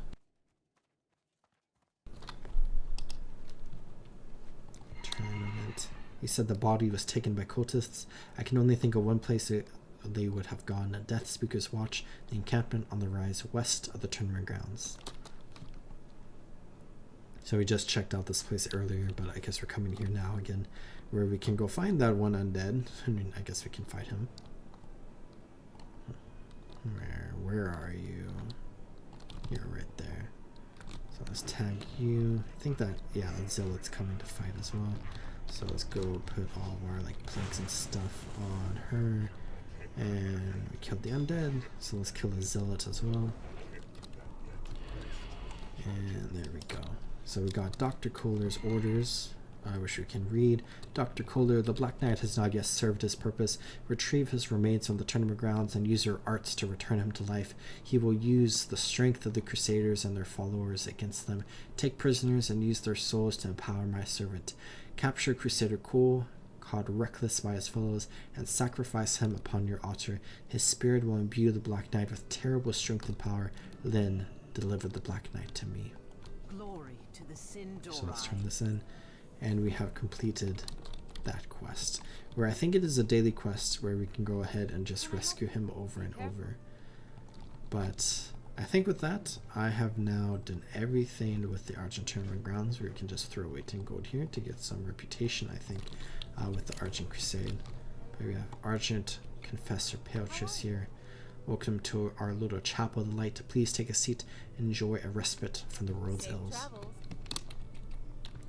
But yeah, that's pretty much everything that I wanted to do with the Argent tournament grounds, which is fun.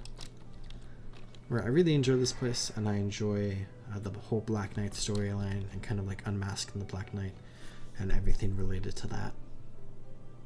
Where I think with that, I've explored Operation Gnomeregan on my Alliance character, and I completed that feat of strength. Where if you come into here, we can see down here I've completed Zalazane's Fall, where we reclaim the Echo Isles. And here are my other feats of strength on this character, where I have more on my Warlock as well.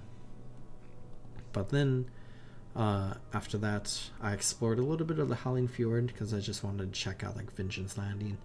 And now we have completed the Black Knight's Fall, which that is pretty much everything that I wanted to do to kind of wrap up my experience with Wrath of Lich King. However, there is quite a bit more that I want to do that I'm probably not going to do like everything per se, but I definitely want to explore a lot of stuff for the next like hour and a half, where I want to return to the vanilla world that I have been exploring a lot in my Let's Play series.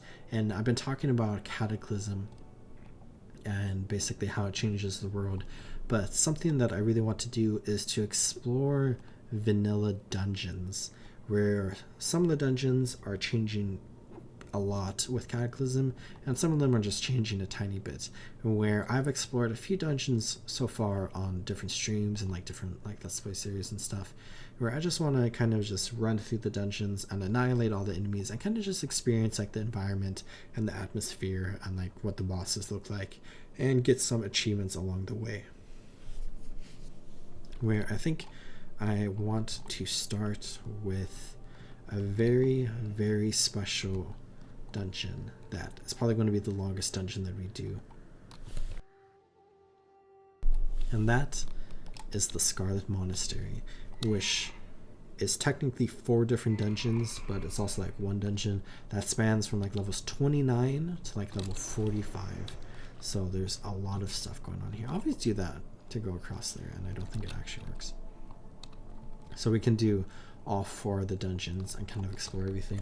Where I thought about like doing like all the quests for dungeons, but I feel like one, it doesn't really matter because like all the quests are getting reset with Cataclysm, which is like going to happen in like 5 days, I think. Or is there, maybe it's like actually in a month. Anyways, they're all going to be resetting. We just got in the elevator just in time. But also, I don't care too much about completing all the quests anyways, since I'm kind of just running through here to annihilate everything and to explore it all. Where so far in all my different Let's Play series, I've explored the Dead Mines, and I explored the Stockades, which were really fun. And then with like those 2 experiences, I was kind of done doing a lot of like dungeon like run stuff on like my Let's Play series, because I just wasn't enjoying it because of like how people were and like my experience in those 2 dungeons. But then I did a dungeon stream where I did Violet Hold, and then I did a ton of Lich King dungeons on retail WoW, and then I did Ragefire Chasm as well, where I didn't fully complete Ragefire Chasm, so I might go through there really quickly and do that as well, which may be fun.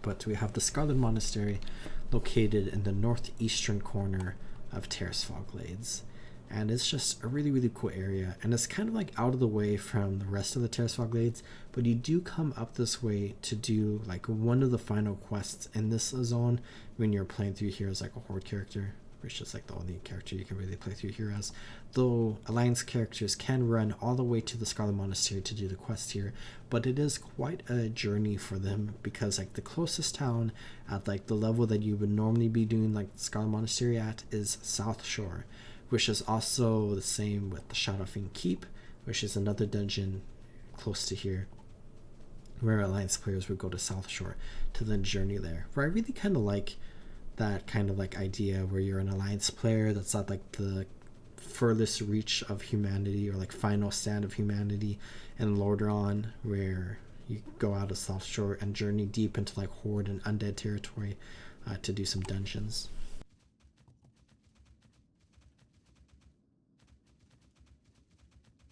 But we have the Scarlet Monastery here, where we have Scarlet Watchpost, and then the monastery.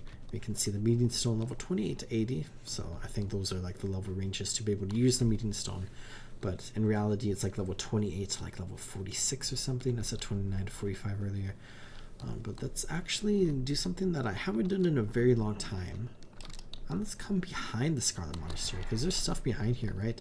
The Terrace of Repose, where there's some horses over there. And then we have this big like well area with some Scarlet Preservers. And it's just like a small part of the monastery that like no one ever really comes to, I think. So it's kind of fun. But let's come over here and we can begin at the dungeon when there's an earth root there. But as I said earlier, there are 4 different wings of this dungeon that you can do, and they are pretty unique because it's like all the Scarlet Monastery, but they're also, or pretty similar because it's all the Scarlet Monastery, but they are also pretty unique from one another, where we can see that 2 of these places require the Scarlet Key, where if you come into here, we have the first wing, which is the Graveyard Wing, where there are like 2 bosses, I think. There's like 2 bosses in each area.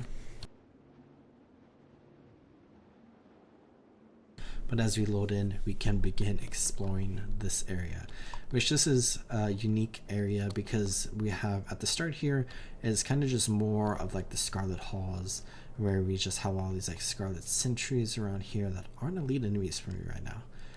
But it's just kind of like all this like architecture and whatnot. But we have Interrogator Vishas right here. Tell me everything. Where we can go ahead and kill him. And then we have this person right here where we can pick up this quest, which I guess I'll pick it up and maybe just never do.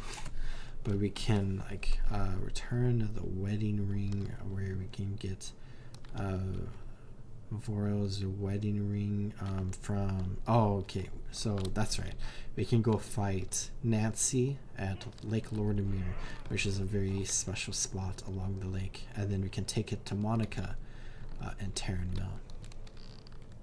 But coming out of the torture chamber, we have this area right here, which is a big undead area, and it's also the location for the Howl's End like special boss events, where you get teleported into this area to fight the Headless Horseman, which is fun. But we can go ahead and run all the way down here, where I'll probably explore this dungeon when it gets completely overhauled in Mr. Pandaria in Retail WoW at some point, just because it's also kind of cool in Retail WoW. But we can go down Honor's Tomb, or Tome right here. I really need to like Google the pronunciation for that word. But let's go all the way here. Let's try to kill these unfettered spirits really quickly. And then we have a Blood Mage Thanos, who is the final boss of the Scarlet Monastery. And I think this is kind of like a really interesting enemy, because Blood Mage is a rank for Blood Elves, where we have this like Blood Elf character here, who's like an undead character who was transformed into like an undead somehow, with like all of these like different undead creatures around here, where this is the graveyard area. So we have like all these like Scarlet Crusaders that were turned into undead, which is really interesting. But they kind of just exist here in the Scarlet Monastery, where the Scarlet Crusaders aren't like really fighting them. And they have all the dead bodies and like all their spirits around here. So it's kind of just like really interesting to experience. But then also the Blood Mage, who's like a blood elf, where we know the Scarlet Monastery are like super xenophobic against like non-humans, where they think everyone's kind of like impure or whatever. We're in the very early days of the Scarlet Monastery, and we're going to, or the Scarlet Crusade, and we're going to see this in a little bit. There was a pretty big non-human presence in the Scarlet Crusade that diminished over the years. But let's leave all these torture chambers behind us, where we have now completed the first part of the Scarlet Monastery, where if we come all the way down here, we can defeat the Scarlet Crusade within the Scarlet Monastery to get the Scarlet Monastery achievement, which is 5 total bosses. So we have killed Blood Mage Thanos, who is the final boss of the first wing, where you don't necessarily have to do them in order, but you definitely do have to do the second dungeon in order to unlock the third and fourth one, unless you have someone in your party that has already done it, where they can open these gates for you. But that is the first wing, so let's come into the second wing, which I believe is the library wing, is the technical name for it, where I remember the last boss very well.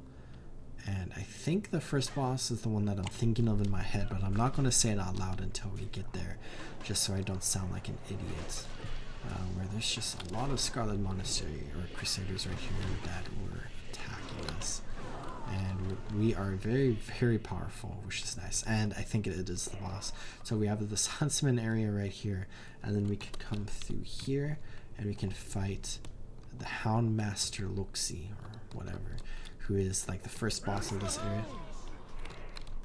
And this is kind of just like a fun boss because he drops this, which is the dog whistle, which we can use to summon a tracking hound that will protect us for 10 minutes, which this has 3 charges, and it sells for quite a bit. And this is just like a really fun item that people really like to get.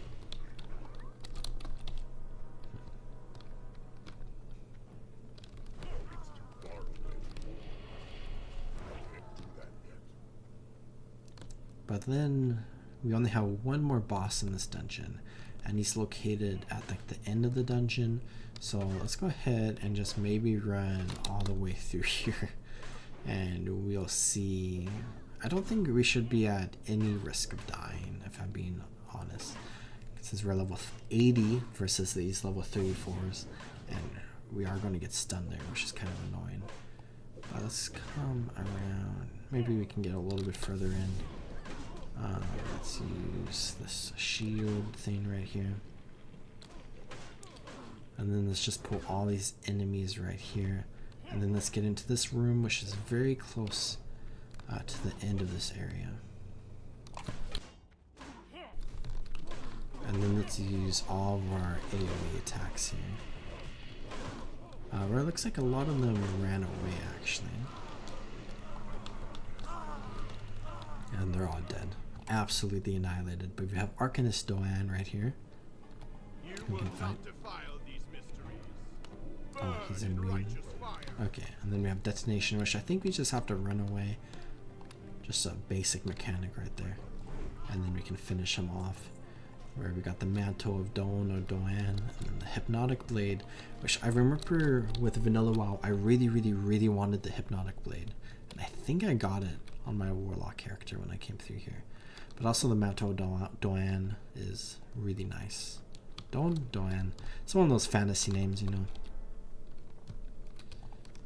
Where this is a really good area for like spellcasters. Let's go ahead and run back this way, and if we come here, we can see we now have 2 check marks on our Scarlet Monastery, because that is the end of the second wing of the Scarlet Monastery. So that's like our second final boss defeated, with 2 dungeons completed now out of this 1 mega dungeon, where the Scarlet Monastery was just super popular because of how it's structured, where it kind of became the standard for dungeons for a long time, where we see that in the Burning Crusade and in the Wrath of the Lich King, dungeons were kind of structured in the same way as the Scarlet Monastery for the most part, where you just had like specific areas of the world that had like a few dungeons located in that area that were like kind of similar to each other. Where did I get the key? Or do I have the key already? Hold on. The door's locked. Where do you get the key? I completely forgot about the key. Oh my gosh, you get it from the chest at the end of the area, don't you? Okay, let's run all the way back through really quickly. But as I was saying, the Scarlet Monastery was like super popular, and it just became the standard with like the Burning Crusade and Wrath of the Lich King because of what we can see with how there's like the Nexus, which has like 2 dungeons, and then our Keep that has like 2 dungeons instead of like 1 dungeon, where people really enjoy like smaller dungeons that are like faster to go through, but like maybe like more dungeons in total. But then with Cataclysm, and then we see this with like Mr. Pandaria, and then like future expansions as well, it just like changes a lot again, where it kind of goes back to like the vanilla way, like days in a way.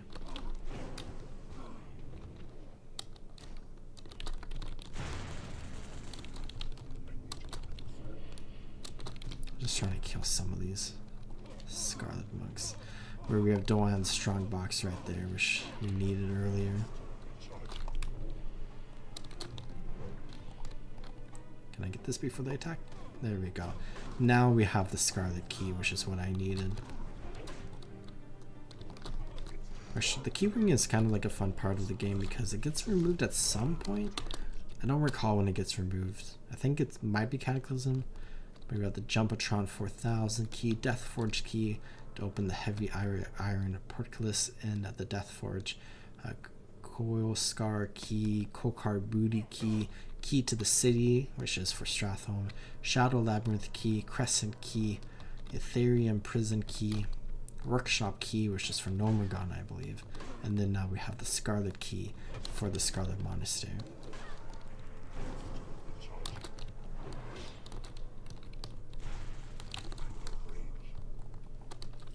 Okay, so we do have the Scarlet Key now, so we can go ahead and get out of this area and head to the 3rd dungeon.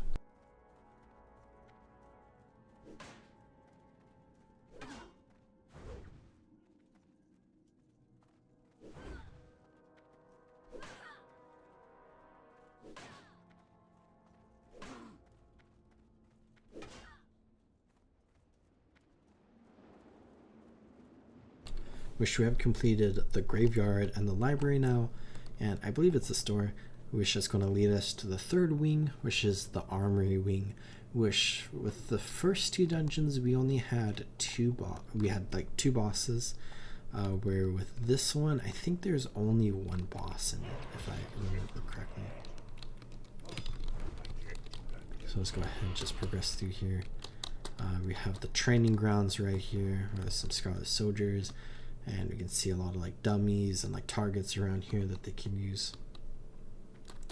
But as we come down here, we are going to see like a really cool environment where there's just like a lot of different rooms in here, and like some of the rooms are open and some of the rooms are like closed, and there's like just a bunch of supplies in here because it is indeed an armory, and there are quite a few Scarlet Crusaders around here as well. Where we can see like a crest of Stormwind there, which is kind of interesting.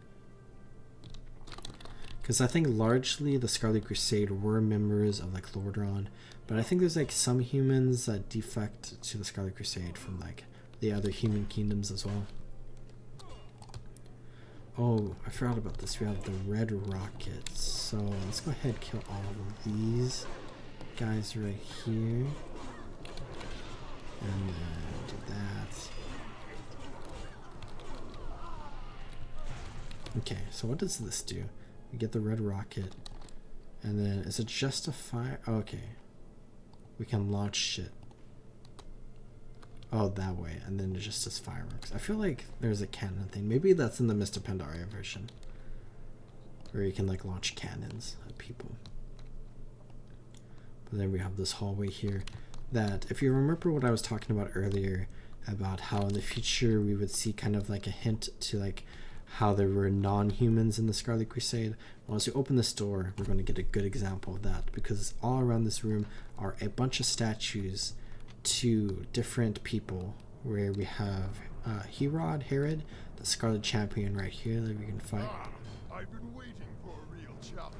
And then that's just a fast kill. And then we got the Raging Berserker's Helm, which is a really cool helmet skin that I know like warriors really like to get.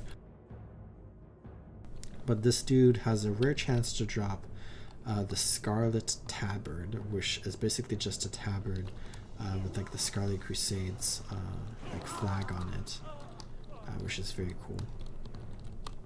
But let's go over here, where we have Admiral Baron Westwind, Grand Admiral of the Scarlet Fleet, citizen of Koturus, lost off the frozen coast of Northrend, which is really, really interesting, where we see this in vanilla, and then this character plays an important part in the Wrath of the Lich King expansion, and with like the Death Knight starting zone experience and stuff, and going into Wrath of the Lich King, where we have Dragonblight and then Icecrown that we see him, where he was lost off the frozen coast of Northrend, but his body was recovered by Mal'Ganis, the Dreadlord, and basically Mal'Ganis starts manipulating the Scarlet Crusade, which is fun. Harthaw Truesight, Lord Paladin of the Scarlet Crusade, citizen of Azeroth, Knight of the Silver Hand, last seen entering the cursed city of Stratholme. Or maybe he's like an enemy in there. Valia Twin Blades, warrior of the Scarlet Crusade, citizen of Otrak, last seen deep in the Eastern Plaguelands. Dorgar Stonebrow, warrior of the Scarlet Crusade, lord of the Red Caverns, last seen in the mountains of Otrak. Falari Swift Arrow, Ranger Captain of the Scarlet Crusade, citizen of Quel'The lost in the forests of Silverpine. Orman of Stromgarde, the first Captain General of the Scarlet Crusade, citizen of Stromgarde, lost at the mouth of Icecrown Glacier. Yana Bloodspear, the second Chief Assassin of the Scarlet Crusade, a citizen of Dalaran, lost in the Terrasfall Glades. Farron Marcus, High Abbot of the Scarlet Monastery, citizen of Stratholme, killed defending the Scarlet Monastery at the first Summertide assault. Holia Sunshield, defender of the Scarlet Crusade, killed while slaying the Dreadlord Beltherus. Airless Fireleaf, High Wizard of the Scarlet Crusade, citizen of Quel'Thalas, locked in eternal combat with the Necromancer Dia Salvin. And then Envar, One Arm, the first chief assassin of the Scarlet Crusade, citizen of Delaran, last seen on the shores of Northrend.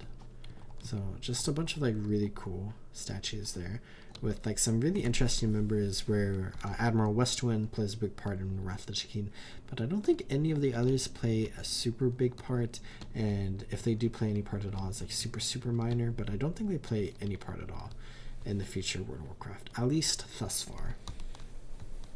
Where I think for the most part all of them are dead, except for the one that's locked in eternal combat. So maybe we'll see that person in the future. But Westwind was dead, and then his corpse was like taken by Mal'Ganis or whatever. But with Herod dead, that is the third boss in the Scarlet Monastery who is dead, and that means the third dungeon in this area is completed, where we can go ahead and do the fourth and final dungeon, which is the final part of the Scarlet Monastery, which is the Cathedral Wing, which is a really cool wing because it is kind of like the finale of the Scarlet Monastery, where we have these super big important lore characters, including probably one of the most popular characters in all of World of Warcraft. Let's come around here. You can use the lever, or we could open the door again. And then let's go to the other door here, the Cathedral door, where this was the armory door. So let's come through here, open this up, where I think there's like actually a lot of depth to this wing.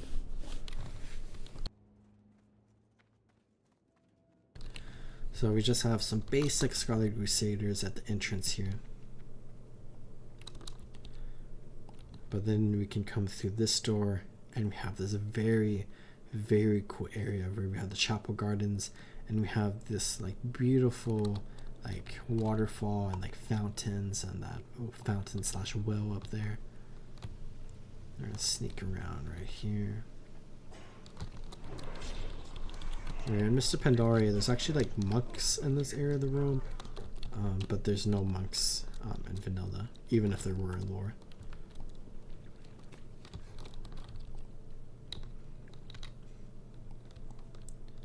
Let's go ahead and enter the chapel, where if you did Naxxramas in vanilla and you got the Corrupted Ashbringer and you brought it here, you got a very special event, which is fun. But we can see Scarlet Commander Morgryn there, where I think we need to kill all the Scarlet Crusaders in this area, so let's go ahead and do that. Just try to clear them out. And we can also explore some fun parts of this area.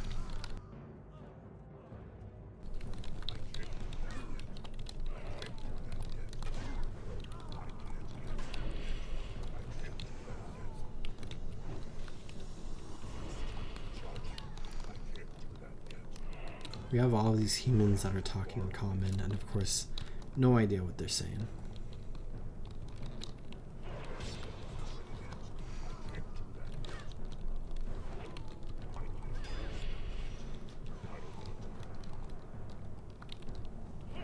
You can see this grave right there for somebody in this room. And then in this room over here, we can see some of these monks praying. So I guess there's like technically like monks that are just like fist fighting you, but they don't have the mechanics of Mr. Pandaria monks. Fight the wizard. And then we can go to the other side, where that side wasn't like super interesting at all. Where the other side is really interesting for a reason that I'll point out in a moment.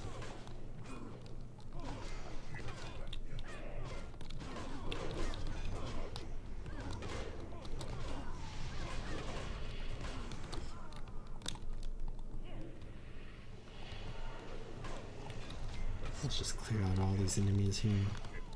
Centurion, Chaplain, another Chaplain. Any more? Okay. But we have this room right here, where we have a Scarlet Monk hanging out right here.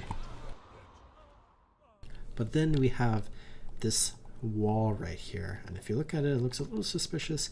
And we have this torch that we can go ahead and pull the torch, and it opens this wall, which is a door, and it reveals a hidden chamber that has High Inquisitor Fairbanks, which is just like super cool, because Fairbanks is a pretty big lore character from like Lordaeron, and we can see that he was turned into an undead here, but the Scarlet Crusade couldn't bring themselves to kill him because of how important Fairbanks was, and he is just locked in here as an undead, and it's probably pretty pissed off that he's just locked in there as an undead.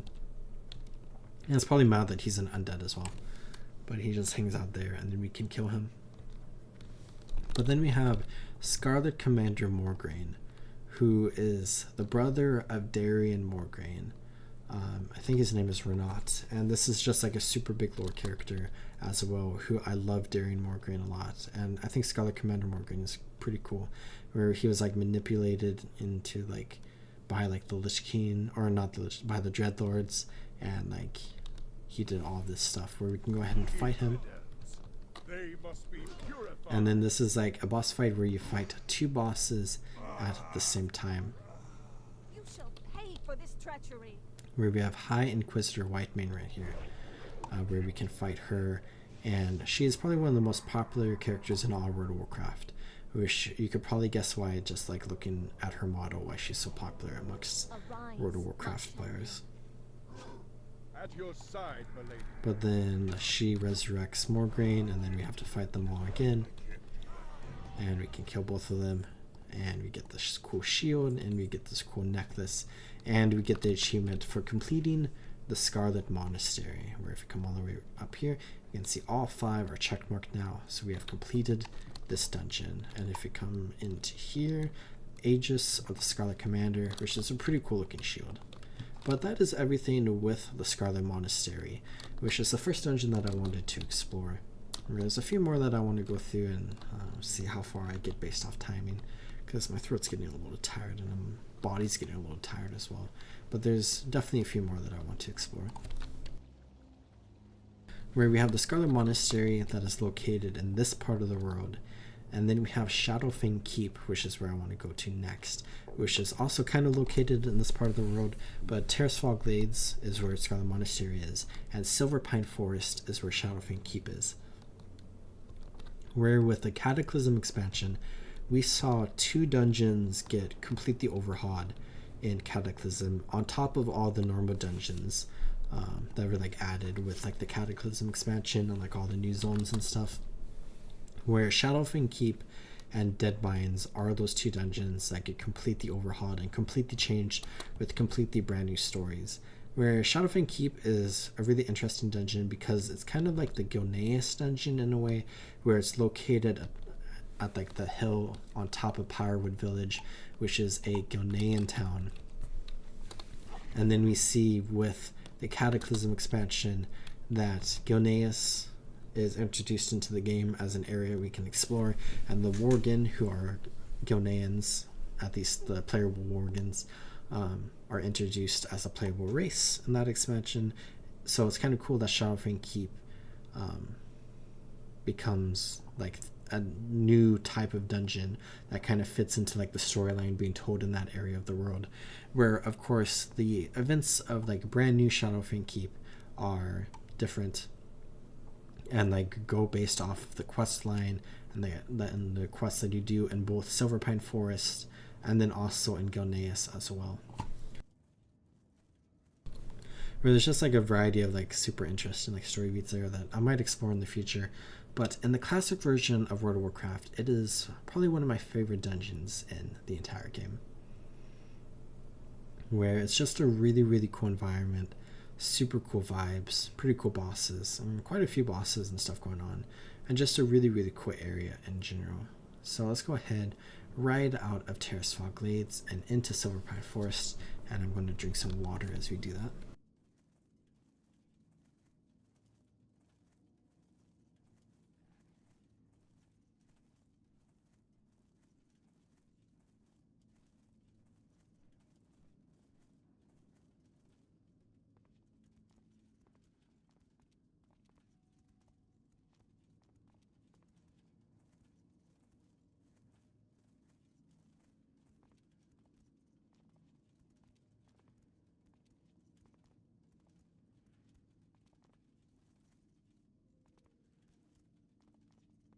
where I feel like this is good timing with what I'm doing right now on my YouTube channel, and then with like what's happening in World of Warcraft, where I want to come through here and explore this area before Cataclysm, because of course I'm doing my Undead Priest Hardcore series right now, where I'm exploring this area of the world. So it's kind of fun to come through here on a stream to explore it as well, or maybe I'll link the stream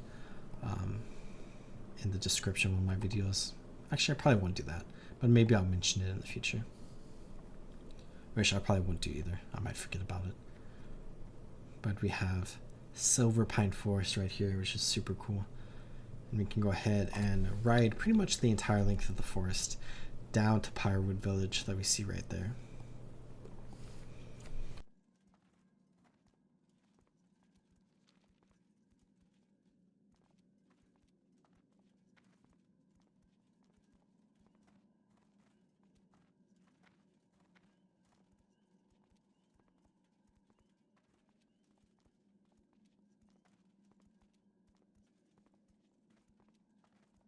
Another aspect about this that might be perfect is just like how cozy, kind of cozy of a vibe Shadowfang Keep and Silver Pine Forest and Pyrewood Villages. And right now it's just started to rain super hard, which is probably picking up on the mic, but whatever.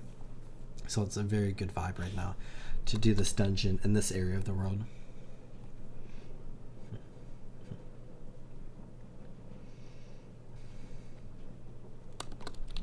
We got Astor Hadron right here, who says, "What do you want, Death Knight? I'm running late and my employer doesn't look kindly on tardiness." Where that house right there is actually where I came to get the, what was it called? The Dusty Journal or something, as a part of the Black Knight quest chain that we did earlier in the stream, where I went to that place off stream. But we can continue running down Silver Pine Forest, where we have the Sepulchre over here, off to the west to our right. Got a bunch of undead around here, Ravenclaw servants.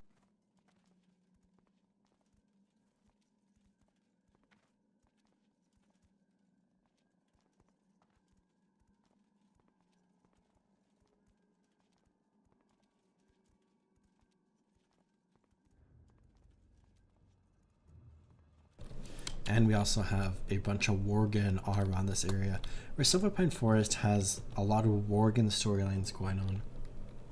And it's fun with like Cataclysm and how like the area of Gilneas has like a lot of Worgen activity going on as well.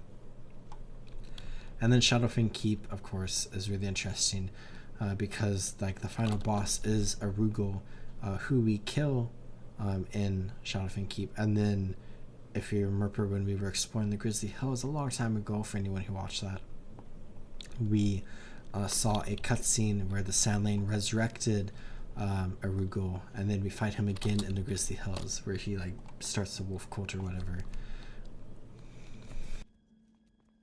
So I guess like this area of the world just plays like a big part into like all the Worgen storylines, which are a big part of Vanilla, and then also Wrath of Lich King and Cataclysm. Where of course, maybe I'll just run over here really quickly just so we can see the Gnomeregan wall, which I think in Vanilla shares a model with the wall in Azara for Timbermoral Hold, but then with the Cataclysm expansion it gets overhauled, where we have the Greymane wall here, where there are a bunch of human refugees from Lordran who fled to the wall, and they're kind of just hanging out here begging to be let in, but they are not let in. And if we come right up against this gate, we can see that it goes off in the distance, but of course it gets changed quite a bit with Cataclysm.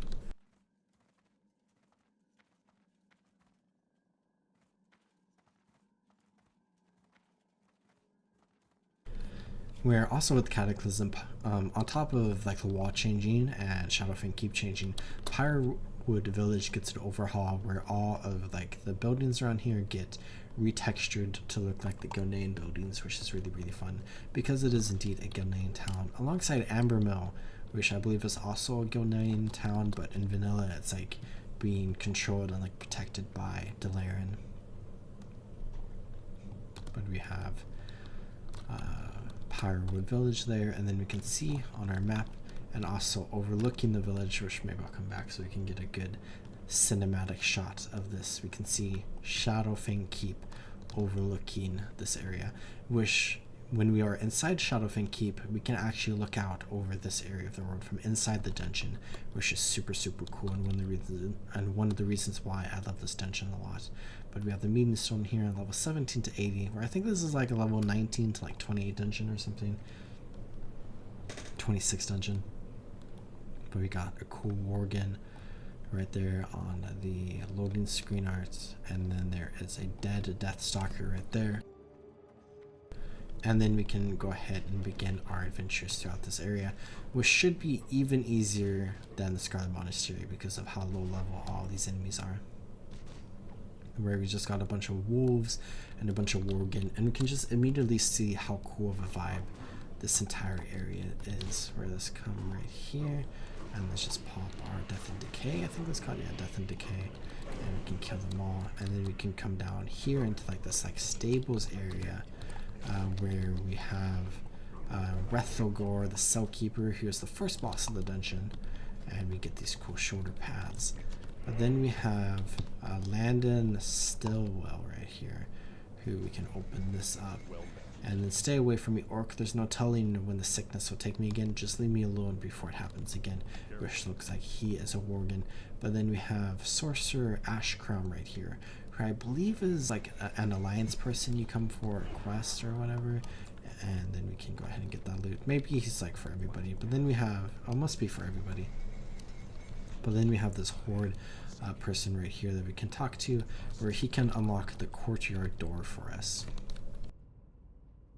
So we have like a kind of small escort event right here, where I don't think we really fight anything, but he just walks up here. Which again, I just love the vibes and themes and atmosphere of this entire dungeon. Where we have Deathstalker Vincent right there, and then we have a bunch of Worgen all around this area. Where we have a Shadow Charger in here, where I feel like there's like something good that drops off these Shadow Chargers, but maybe there's not.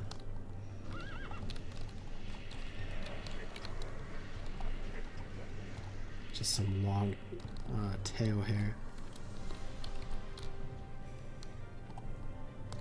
But then here we have kind of an interesting thing where the path through the dungeon kind of like splits off into two areas, where we can come down into here, which we have the kitchen, and then we're going to see a dining hall here. But we have Razorclaw the Butcher, which I think is like the second boss. We got a cool Bloody Apron. But then we can walk through here, where we see some more of the Haunted Servitors, and then we have Baron Silverlane, who, very close to the second boss, is the third boss of the dungeon, who we can go ahead and fight. We got Silverlane's Family Seal, which is a finger, which kind of looks like a belt. I think it shows an icon with different belts in the game. But if we come around here really quickly, we can go ahead and loop back around, and we'll see that one area that we saw earlier, where we have some really cool windows there. I love those window designs. But we have these Wailing Guardsmen and all these Haunted Servitors right here. And then we have all these Dark Souls right there. And then we come back around here. That was actually a lot longer than I thought. Oh, we can jump right here and kind of see over it. That's fun. But then we have all these Worgen.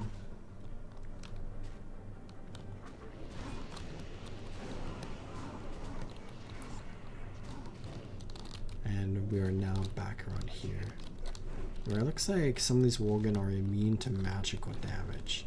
So we're going to have to just sit here and hit them with our axe.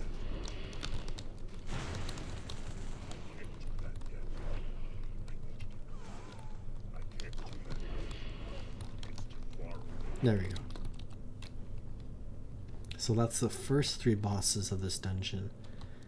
And then we can go ahead and loop around here, and we can continue up the keep, where we have a bunch of Wailing Guardsmen all around this area of the world.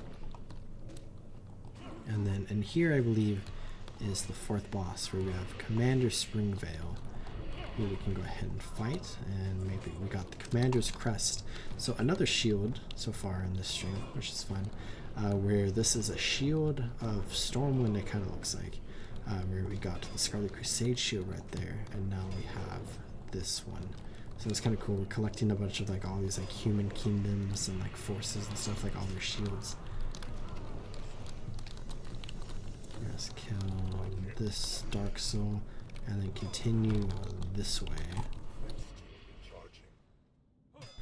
Where this upcoming area is a really fun part of the dungeon, because it's what I was talking about earlier, where we can look out over the Silverpine Forest and we can see Pyrowood Village right there, and then I think there might be an angle where we can see the Greymane Wall.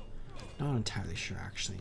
But also, as we just run along the ramparts here, it's just like a really, really cool area where we got some wild bats, and we have, is this the 5th boss now? Odo the Blind Watcher. Where we got Girdle the Blind Watcher, which is a leather waist item. And then we can come back out onto the ramparts, where it doesn't look like we can see the Greymane Wall from here. But we can see Pyrowood, and we can see the entrance that we ran into, and then we can see the courtyard right there that we were at earlier. Tormented officers. But we can continue up the dungeon this way. I think there's only 2 bosses left now actually. But we have a really cool area in here that I like a lot. I like all these like big kegs and barrels or whatever. And then we can go ahead and just like go across like all these like bridges and staircases right here. And we have some Sons of Arugal and some Lupine Horrors. And we drop down here, so we went up and then we go down, and now we're going up again. Shadowfang Rage Tooth.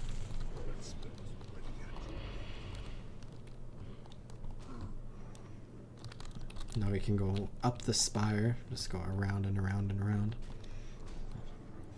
And I think at the top here we have the, is this the 6th boss? Fenris the Devourer, a big wolf boss that we can go ahead and kill. And we can get Fenris's hide, or Archmage Arugal, very softly and with a lot of noise in front of him. Yells, "Who dares interfere with the Sons of Arugal?" Where we have this like gate right here where we need to fight some Void Walkers, and I think there's going to be some more things that spawn just the Void Walkers who we fight in order to open this. And we get this cool back item, this cloak from Fenris. And now I believe there's only the final boss, Archmage Arugal, who is such a cool and very important lore character, who plays a big part in the Lich King expansion, alongside his presence here, where we're being attacked by an officer that has 11 health, which is interesting. We have the Son of Arugal there, and I feel like, oh, what is happening? This last boss is like a really cool boss mechanically when it comes to vanilla, because most of the time vanilla bosses are like super basic. Oh, there's one more boss here, Wolfmaster Nondos. But most of the time vanilla bosses are like super basic mechanically, where like this guy, he like teleports around and you have to like run around, and he has like a curse that like you want somebody to like decurse on like your allies and whatnot. So there's just like a lot of like intricacies to this fight in comparison to a lot of like other vanilla fights. But let's go ahead, just annihilate him too, and we can kill him, get the Belt of Arugal, which I think is also an item that I got on my Warlock when I played through Shadowfang Keep in vanilla, which is fun. But we have completed Shadowfang Keep, which is a really cool area. So that is yet another dungeon completed there. There, that's the 11 health tormented officer that was tormenting us. Let's go ahead and throw this cloth up here, where I guess I can go ahead and Hearthstone out, because I explored the Scarlet Monastery and Shadowfang Keep, which is all I really wanted to explore right there. But I really quickly wanted to check, because we were running here. We have this like little dip right here, and then can we jump back up? You can't jump back up. So if you drop down right there, you can't jump back up. But let's go ahead and hearth back to Delair now.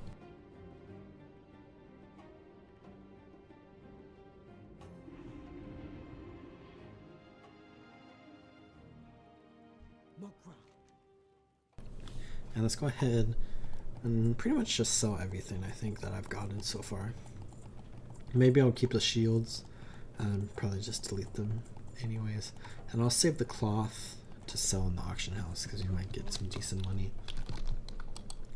But we have explored the Scarlet Monastery and we have explored Shadowfang Keep, where I explored the Sunken Temple on the same day technically that I was doing the stream, but now it's like yesterday technically, where I was doing that for my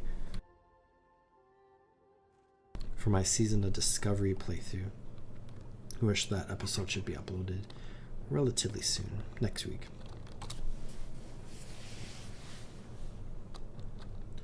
Where I did do Ragefire Chasm on my human paladin, who I did that on my live stream where I was going through like all the different dungeons, but I didn't do like the full dungeon because like the group I was in just like randomly kicked the tank like right before the final like boss technically died, and then I don't know, it was a mess and then everyone left.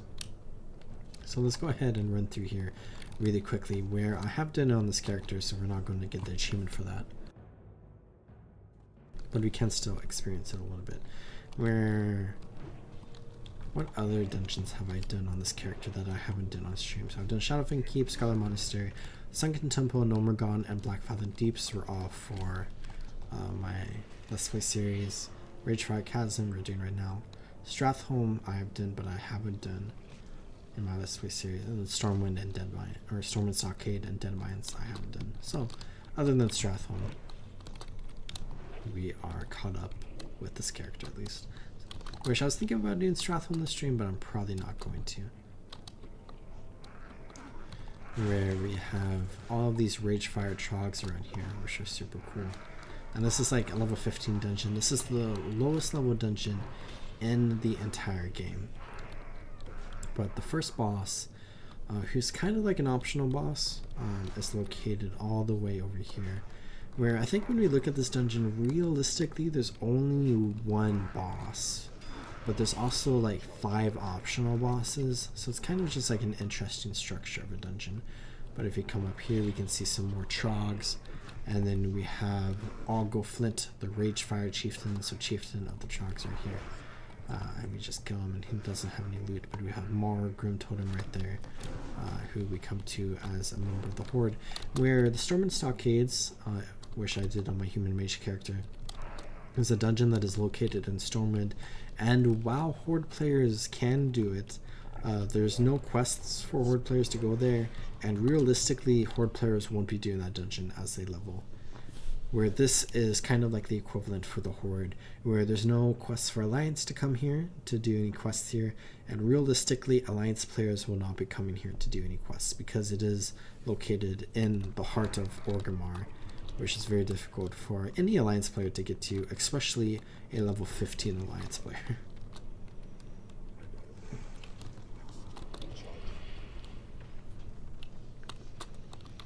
Where I think this is kind of like an interesting dungeon because you have Terragamon the Hunger, who is technically the final boss of the dungeon, but I feel like it should be one of the other bosses, where I guess there's only 3 bonus bosses or optional bosses, not 5 like I said.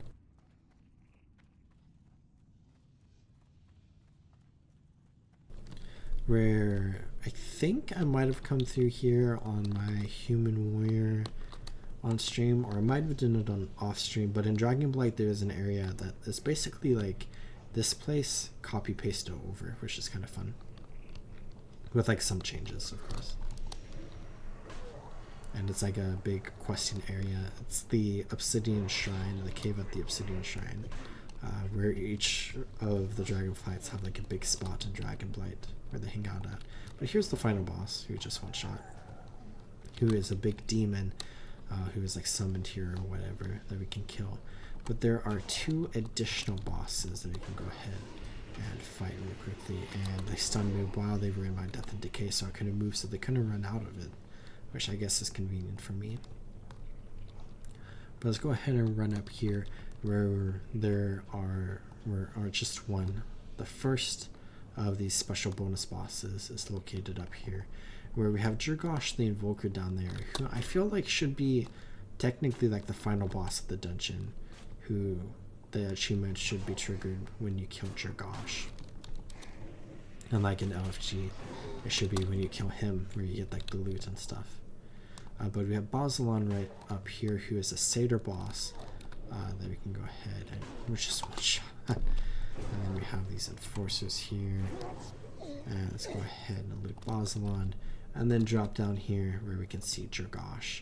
Where those other 3 bosses that I fought, I don't think we fought at all on my human paladin. But we got the robes of evocation there. And let's go ahead and continue out to this way. Right, we can see the red robes. And I think there's a shortcut to leave actually, which is nice for us.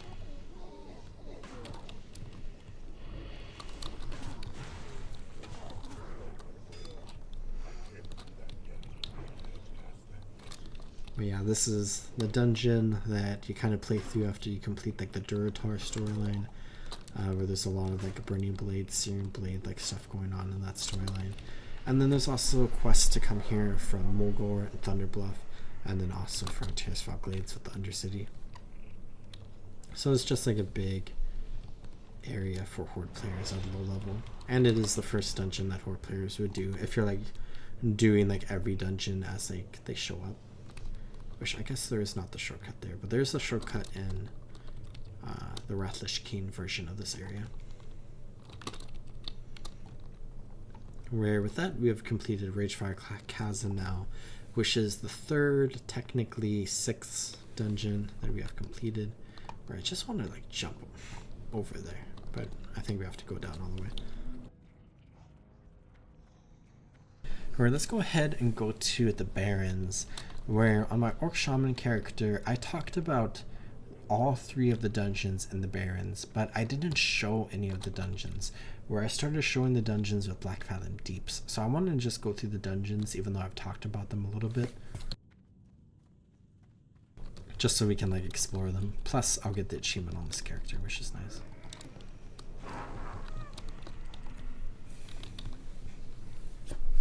But I've never shown them before, so still it's kind of like our first time going through them. Where I think at the end of the 3rd dungeon I'm going to go ahead and call the stream good there. Where there are quite a few other dungeons that maybe I'll explore in the future as well.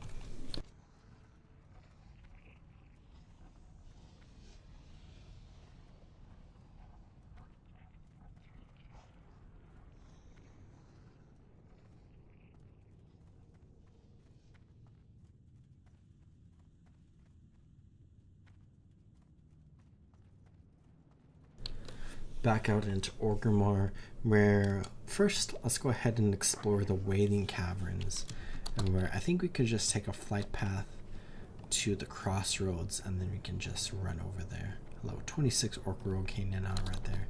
It's fun to see. It's always nice to see low level characters in Lich King Classic, because it feels like a lot of people just like level up their character to like level 80 and then call it good. But I'm willing to bet there's like a small influx of new players that are like joining like Lich King servers to like level up in preparation for Cataclysm, because they want to do like cata raids, because there's been like a lot of good things said about cata raids recently. But let's go to the crossroads, where we can go ahead and leave this area behind us, where I don't think Sourfang is down there because he is in Northrend right now. A fun little detail.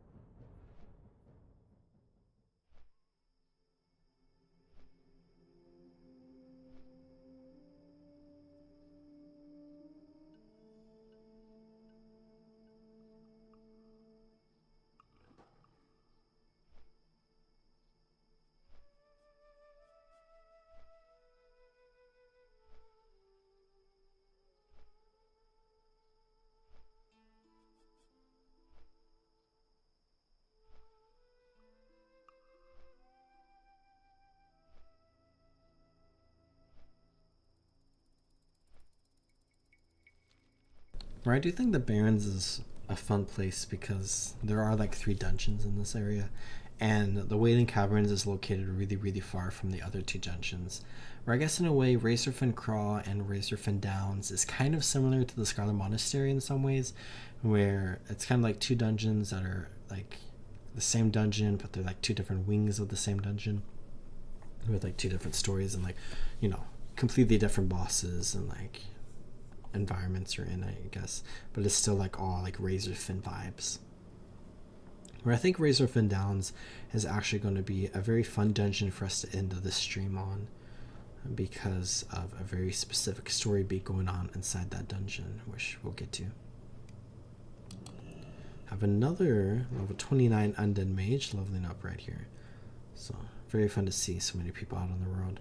Where it's nice that the server is more alive than that other one, especially since like technically I consider this like my main server in like Wrath of the Lich King Classic, because like my main character that I just like do things on is on this server, but I have been playing on like the other server more because I've just been like leveling the characters and then like logging off of them forever at level 80. So I've spent more time on that server, it feels like. But also I've spent like more time on this server in like other ways where I feel like I used to understand like the community on this server a little bit better before like completely died. I remember I like logged in one day and my guild was suddenly like gone. Like they all transferred to a different server. But we have the Wailing Caverns right here, which I think is like a level like 19 to like 24-ish dungeon, something along those lines. But we have this really cool entrance right here that I like a lot, with like the skull. And then you can come through here into the Wailing Caverns. And it's a dungeon that focuses a lot on like the Emerald Dream and the Emerald Nightmare and like stuff like that. Which I feel like, is this the only dungeon in vanilla World of Warcraft that really talks about that? I feel like it's such a big part of the game, yet it's only here. Oh, duh. I just did Sunken Temple. That entire dungeon is about the Emerald Nightmare. Or not the entire dungeon, but like a good chunk of the dungeon. Right, let's go ahead and come through here, where we just have a bunch of different caves and like bits of water and whatnot. Right, that we can go ahead and ignore those threshers down there, some deviant lurkers. And this is just like a really cool environment that I haven't run through here in a very long time. Where last couple of times I've done Wailing Caverns was with like the dungeon finder, so you just get teleported straight to the entrance of the dungeon. So it has been a very long time since I've been like right here. Where am I going to die? Okay, I landed in water. Oh, there's the instance portal. Yeah, this is such a cool area. Great vibes. Alright, let's go ahead and just run past all these creatures. Where Wailing Caverns, I guess also kind of like Sunken Temple, which I'm talking about in the future Let's Play video, is a dungeon that is super confusing. It's so nice we got Market of the Wild there, but super confusing for, especially like for newer players, but for like all players in general, because it's just like a very like complex area with like a lot of twists and turns and kind of some like more difficult mechanics that you have to do, where in order to summon the final boss you have to go all the way around here and fight all these different like druids of the Fang, where you have Lady Anaconda right here, can stand against the serpent lords. where we just obliterated her. But we can drop down here to progress to the next area, where I think I remembered the full layout of this dungeon. I was struggling with Sunken Temple a little bit earlier, and it took me like 45 minutes to beat the dungeon. But we have like the Druids of the Fang, but we have Crush right here, who's a bonus boss, where there are a few different bonus bosses, where we've already gotten 2 cool items, which is fun. Oh wait, this isn't as cool as I thought it was. But we got the Serpent's Shoulders, which is a leather item, where if I get the right drop, I'll talk about it, but if I don't get the drop, I'll talk about it anyways. Where this is a very big dungeon for leather users, especially leather users who enjoy agility. But we also got the Worn Turtleshell Shield, which is a very fun looking and a very popular tanking item for like this level range, which this is the 3rd cool shield we've gotten in this stream. How fun. But we got that. And let's go ahead and continue progressing this way. Where I think we want to come around here. Where the ceiling is like super low to us now. And we have like these pillars. Which is very cool. It is definitely a very like cavey and underground and enclosed atmosphere and whatnot. Deviant adders. And just all these druids of the Fang. Which I'm not entirely sure, like, I think there's just like evil druids pretty much. I was going to say I'm not entirely sure why they're here, and then I can just answer my question like partway through. Yeah, I guess if I can multitask, WoW Classic Druid of the Fang. Oh, here's a Wowpedia page. The Druids of the Fang were a group of druids found in the Wailing Caverns, once part of an order of noble druids. A group led by Nerelix sought to use the caverns underground springs to restore the barrens to the lush and fertile land that it once was, using the power of the Emerald Dream. Hermuriel Rune Totem referred to them as a cult. However, once connected to the dream, the druid's vision somehow became a nightmare and began to corrupt and transform the cavern and its denizens. Nerelix and his druids were transformed into Druids of the Fang and began seeking to remake the land to match their own twisted dreams. They were eventually defeated by a group of adventurers. That's us. Where we have the second big boss right there that we can fight, and we got our Robe of the Moccasin. Take a look at that. Increases spell power by 7, so a good spellcaster robe right there.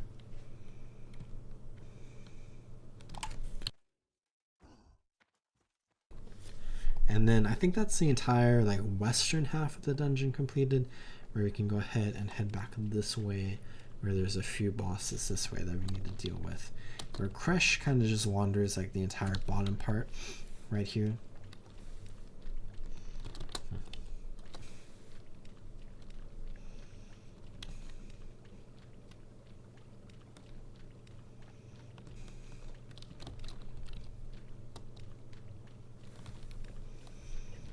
Deviated crocolisks all around here.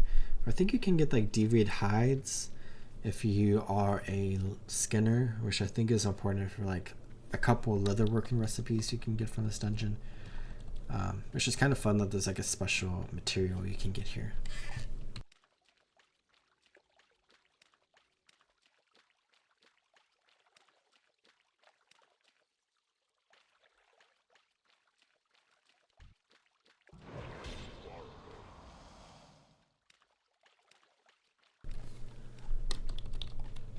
Now we have the Crag of the Ever-Living, which I think this area, which is like the eastern half of the dungeon, is a little bit longer than the western half, where we had the one bonus boss, which kind of goes between both areas, and then the two main bosses.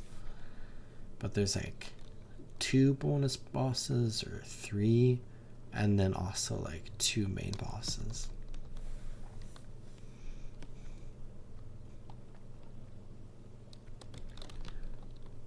Many different crocolisks and shamblers all around here, and of course some druids of the Fang hanging out.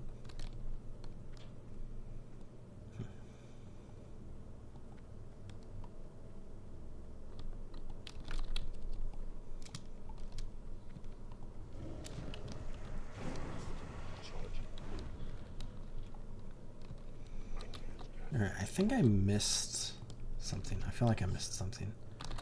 But I'm pretty sure there's like a Kodo boss around here somewhere.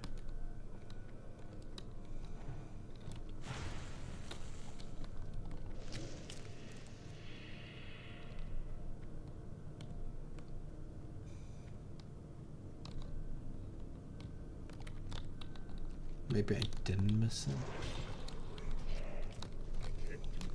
It's just a bonus boss.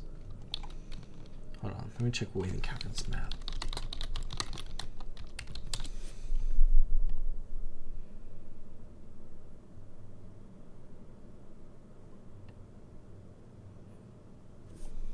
I think there's supposed to be like a boss right there or something. Let's just drop down here really quickly. So we came in that way. Is there a boss over there?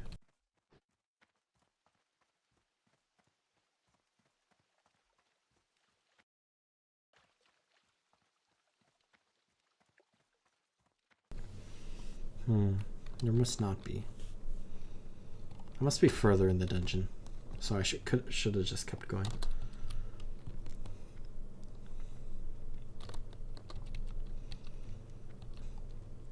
Here I am again, just like Sunken Temple, I'm getting lost a little bit.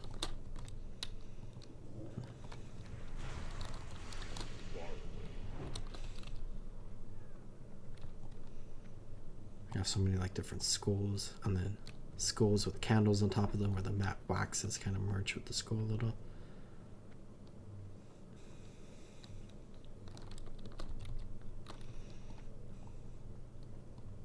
Got a bunch of actually kind of cool looking barrels. Some baskets. Looks like a drum right there.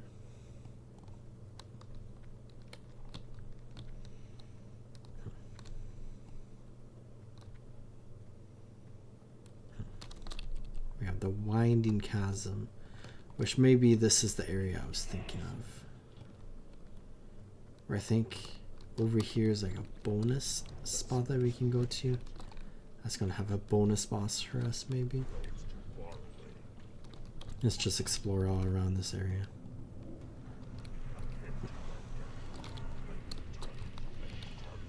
Where it looks like we have Lord Pythos here, who is the next druid of the Fang that we need to fight.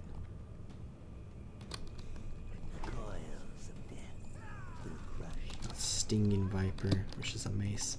And I feel like, oh, that's such a cool mace. I feel like we're not going to get the item that I wanted. Wish maybe we can go over here really quickly. Wish the item that I wanted is part of a special set that you can get. Where sets are like pieces of armor that like look like one another and have like the same name and whatnot. But they are like very special pieces of armor, because if you collect multiple pieces of the same set, you will be able to get like special bonuses that will make you stronger. Which that's like a big part of World of Warcraft in general. Okay, I think that's just where we went. So let's just go back this way. If I can't find the Kodo boss or the Stormhide boss, there's one in here. It's just like a normal Stormhide Kodo type of boss.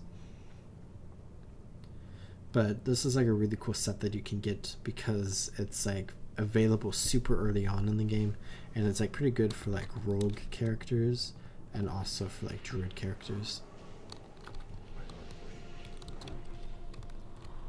Yeah, this area over here, back into the Winding Chasm, where this is indeed a Winding Chasm.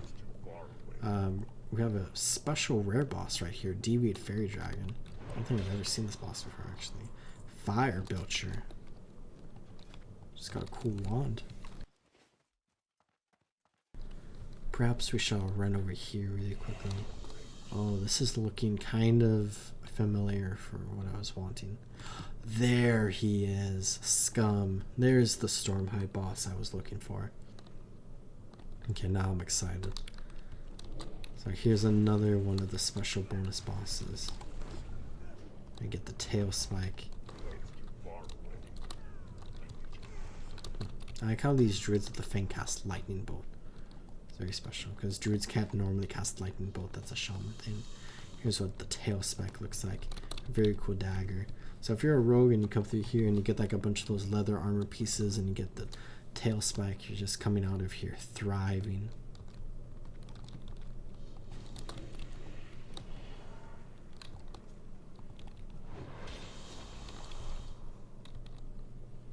Got a bunch of rocks right here. Stacked in a very particular way. Remember, this is a really fun part of the dungeon right here because it's a little bit of a parkour jump that you have to make. Let's wait for all these enemies, where you can just run and you can make it, but you can also jump. But a lot of the time, people just mess this up a lot, and they fall and then they have to run like, oh, I got scared because like I didn't jump. But if you just run, you can do it if you just run straight, like you saw right there. But then also, there's like an issue with like hunter pets, where they will like freak out and they'll go pull like a bunch of mobs. So if you are a hunter character, you have to make sure you dismiss your pet. But then also, like a lot of like the time you'll have like a hunter who like doesn't know about it or just like forgets about it, and then like their pet will like go pull a bunch of mobs, and then the entire group will wipe. Where it takes quite a bit of time for like the hunter pet to go round up all of the mobs. So if you're in like hardcore, you got time to Hearthstone. But we have Lord Serpentis here, the Fang Lord. Where we got foot pads of the Fang, which this on the final boss we finally got one of the set items. Where if you get 2 of the pieces, we can increase our nature spell power by 7, 3, increase expertise rating by 4, increase spell power by 6, and 5 plus 10 intellect. But that was the final boss there, and then we have another bonus boss here that we can fight. And then with all 4 of those Druid of the Fang bosses, we can go ahead and fight the final boss, where we can drop down here, which is going to take us down here, where we have a Biotoad right there. And we can go back to the start, where we can find the Disciple of Neralex, who yelled, "At last Neralex can be awakened. Come aid me, brave adventurers." Where we can indeed go aid him, and we can go ahead and begin the last part of this dungeon, where we've got the Seed Cloud Buckler right there.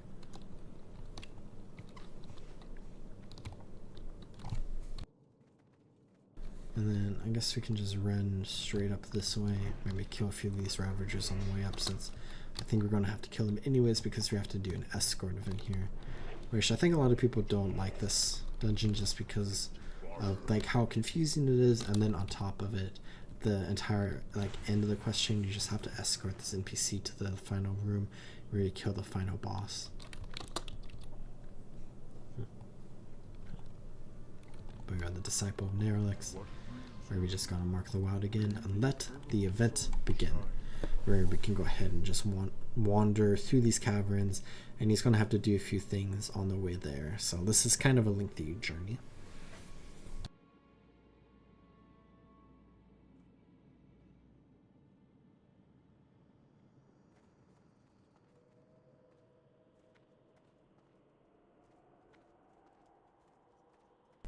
And of course he's walking, so we're just gonna walk the whole time.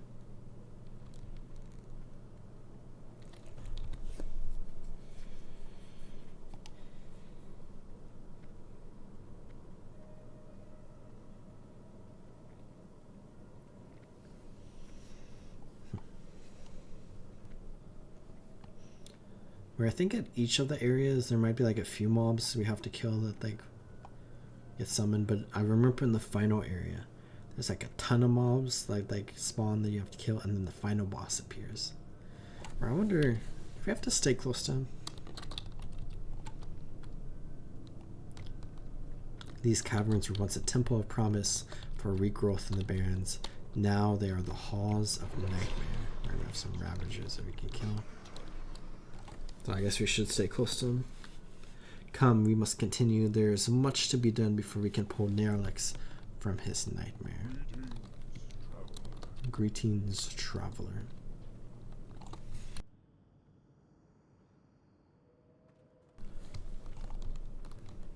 Some Deviant Guardians here. Back of the Screaming Goalie.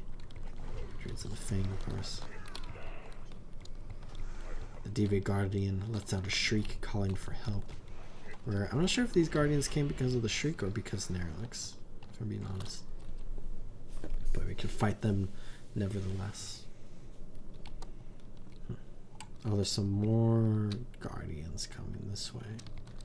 Let's go through our Death and Decay on the ground there, so they run through it and take a bunch of damage and maybe die by the end of it. Oh, of course Neralex just sprints this way. Okay.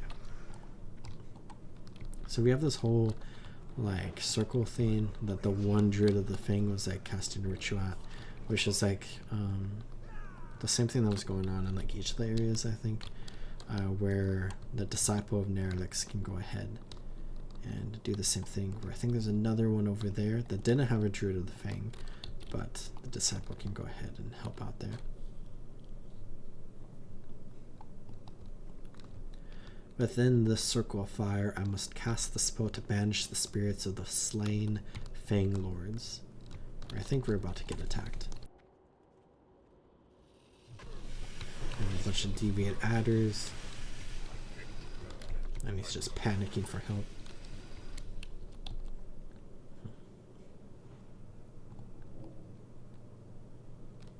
He casts the thing. The caverns have been purified. To Nerelix's chamber we go. So we can continue this way.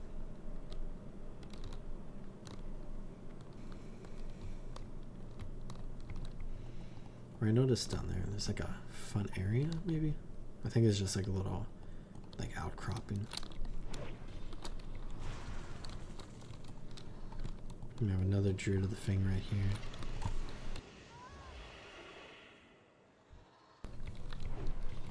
Keep the road ahead cleared for our friend.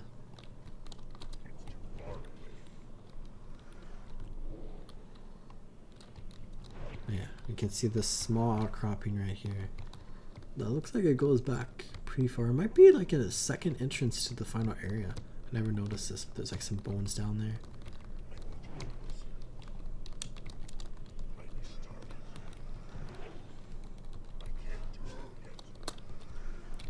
The Disciple is just taking his time to get this way.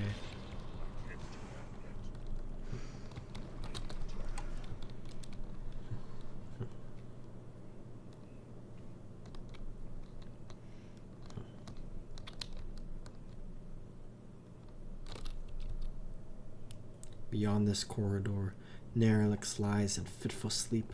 Let us go awaken him before it is too late. Dreamer's Rock. Where we see Nerelix right there. A Night Elf Druid and the leader of these operations. Where I believe in the Cataclysm expansion, Nerelix hangs out in the Barrens and is doing things. Not entirely sure. Wow. Nerelix. In Cataclysm. During the events of Cataclysm, his work paid off, and areas of the Barrens became lush and green. By the time of the Cataclysm, he only recently arrived in the Barrens, and adventurers helped him seal off the nightmare corruption and the overgrowth, an event that the dragon aspect Ysera learned about. So he is over there. We're in the Barrens, and we have a deviant moccasin coming up this way. And there's more over here that we can go ahead and fight. And then we're just going to have to keep fighting different mobs until the final boss appears.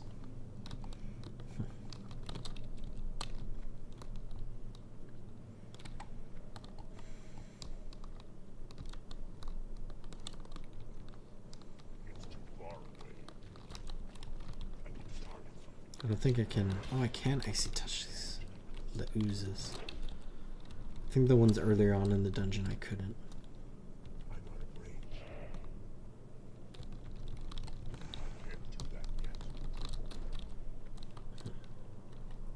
So there's a second wave of enemies. What's coming next for us? I actually don't remember.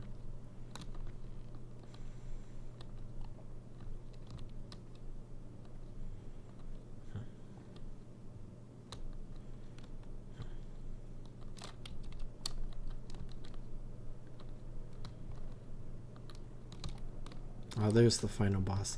Mutinous the Devourer, a giant warlock. Can go ahead and one shot. You can get the mutant scale breastplate.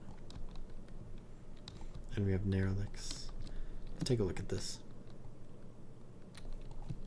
Where he says, "At to be pulled from the dreaded nightmare, I thank you, my loyal disciple, along with your brave companions. We must go and gather with the other disciples. There is much work to be done before I can make another attempt to restore the Barrens. Farewell, brave souls." They just transformed into owls and they're flying away there. But really quickly, before I leave this dungeon, I want to check this area that we saw. Where can we get past here? Where it looks like this is not an entrance, but it is like a little crag in the wall with like some water going through, which is fun, and a bunch of bones. But I'm going to Hearthstone out and then just fly back to the Barrens, because I think that's going to be faster.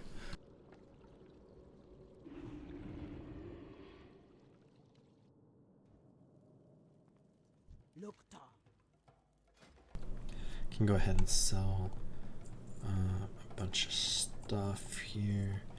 Where did I get another shield? I got this. Maybe I'll just hold on to it. I'm collecting shields this stream for whatever reason. This was really cool, Mace.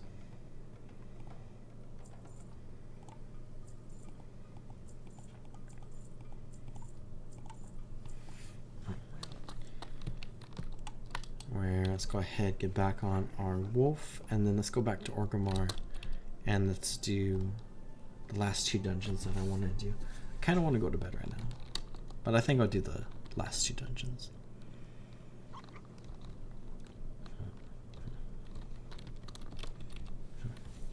Where we have officially completed the Wailing Caverns, which is the 4th dungeon in this stream. Technically the 7th, if you count Scarlet Monastery's 4 different dungeons. But let's go ahead, take a wyvern to Camp Traho, and let's drink some water.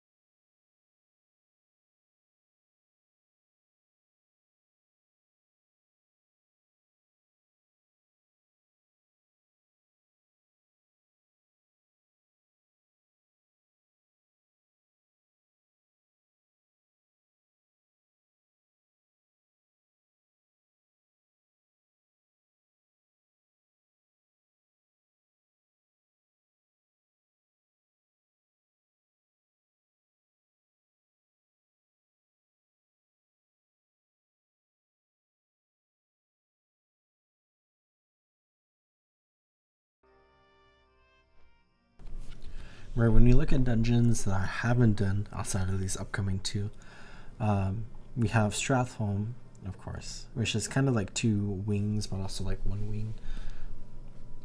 It's a very long dungeon. But we have Odamun, we have Zulfrak, we have Muradin, Blackrock Depths, which is technically like the longest dungeon in the entire game.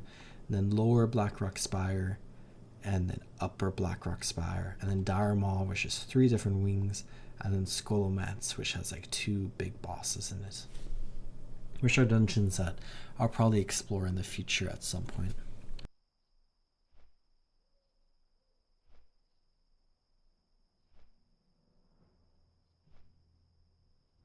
I think World of Warcraft is kind of crazy in some ways because of just like how many different dungeons there are, and I think it was definitely faster just Hearthstone and then take the flight path. There's just like so much stuff, because when we look at Classic here, we have all of this, and then the Burning Crusade, we have so much stuff down here, and then we look at like Wrath of the Lich King, we have all this stuff where I've done Drakthron and the Nexus on this character a very long time ago, where I've done Karazhan and Sethakos. But then, you know, we have all these dungeons and like these eras of the game, but there's like so many more eras in retail with like each of the expansions. But I think overall with Wrath of the Lich King, I've had a really good experience like exploring the world, and I wish I could stay, and it's fun to kind of spend a little bit of time here to just like do a few final things and explore some final areas. Where we are now at Camp Traho. So let's go on our last big adventure in Wrath of the Lich King, where there are 2 dungeons at the very southern tip of the Barrens that we can explore, which is Razorfen Craw and Razorfen Downs, which Razorfen Downs is a really, really fun area for like a very fun story that we will get into in a moment.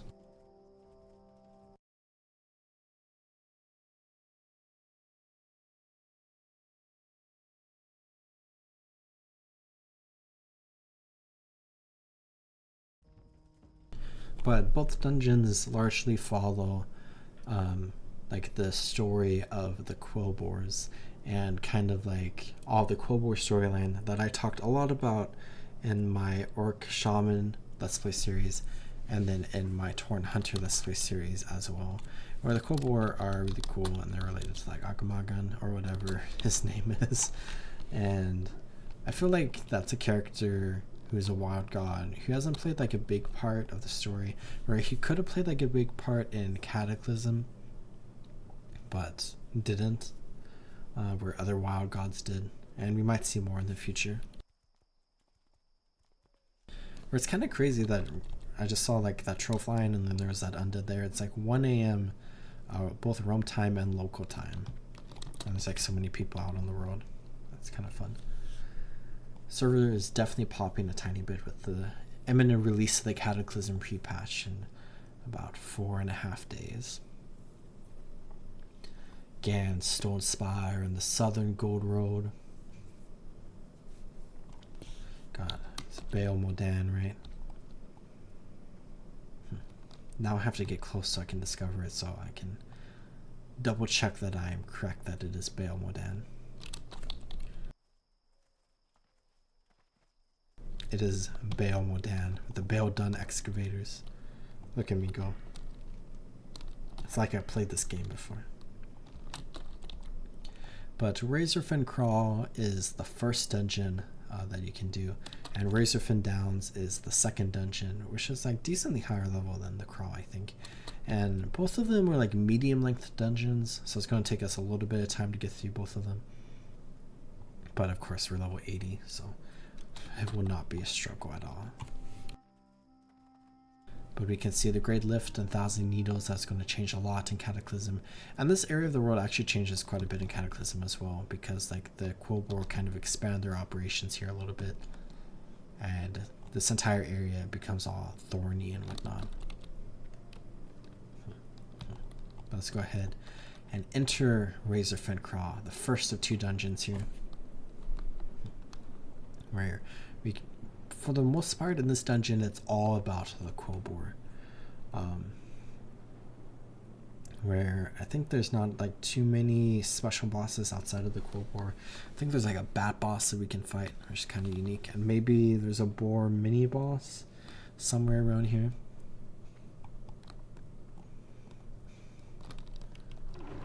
And I actually remember doing this dungeon kind of recently in Retail WoW, funnily enough, where I think I might just try to group up a lot of enemies. We'll see if they stun me. There's some Fade Leaf, Razorfin, Warriors, Handlers, Tamed Battle Boars. So if you've ever played through like the Torrent starting zone, this is kind of like that area, but significantly more challenging and more difficult. Alright, let's get... Oh, they stun. Okay. So let's try to get around this corner right here, maybe. And then let's go ahead and pop Death and Decay. And there's all ranged attacks. Okay. So I'm stunned for 9 seconds. Okay. And now let's fight them. Only a couple left.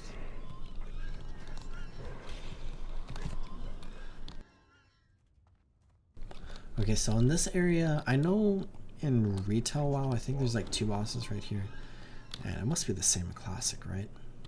I don't think this area changed too much in Cataclysm. But is there a boss right up here? There is Death Speaker Jargba, who is Death's head captain, which we kind of see the start of the story that is going to be expanded a lot in Razorfin Downs, where we have all the Quillboar around here who are like the messed up creations of like Agamagan, if that's how you actually pronounce his name, who's like the giant like boar-esque like wild god, and these are like his like offspring or whatever the storyline is that have like really gone off the rails. And the leader, who is the final boss of this dungeon, of all the Quillboar, has kind of signed a pact with the Scourge, which is why I was saying this would be like a great dungeon to kind of end Wrath Lich King on, because it's like a Scourge-based dungeon here in Kalimdor, where Razorfen Downs is the Scourge's biggest like base of operations in the Kalimdor, where we have Agamemnon Thorn Curse right there, Death's Hand Prophet, where we've gotten the Death Speaker Mantle, which we got from the previous boss, and now we have this Ivycloth Sash of Fiery Wrath, which isn't that good at all.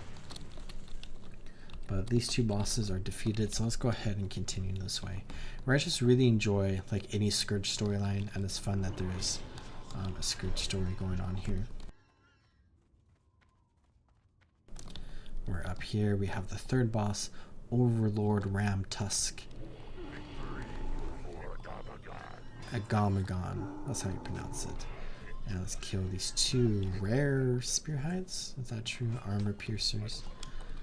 So we just got a couple cool items. So we got the Armor Piercer, which is a rare pole arm weapon, which pole arms are really, really cool weapons in World of Warcraft, partially because there's very few of them, and also partially because they're not really good, but I just like them a lot, and I like their animations and everything, and I think they're really fun.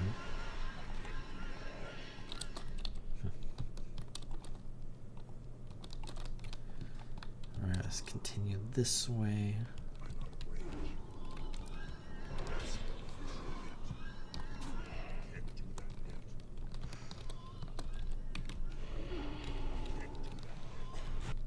Oops. Tapped out for a second there. And then I think we can go along this way. But we also got Corpse Maker, which is a two-handed axe. Which this is a very, very popular axe for enhancement shamans in the vanilla version of the game, especially in like the original classic launch of the game. I remember so many people really wanting to get this axe and eventually getting it and like freaking out because they got it, because it's like pretty powerful for enhancement shamans for quite a long time.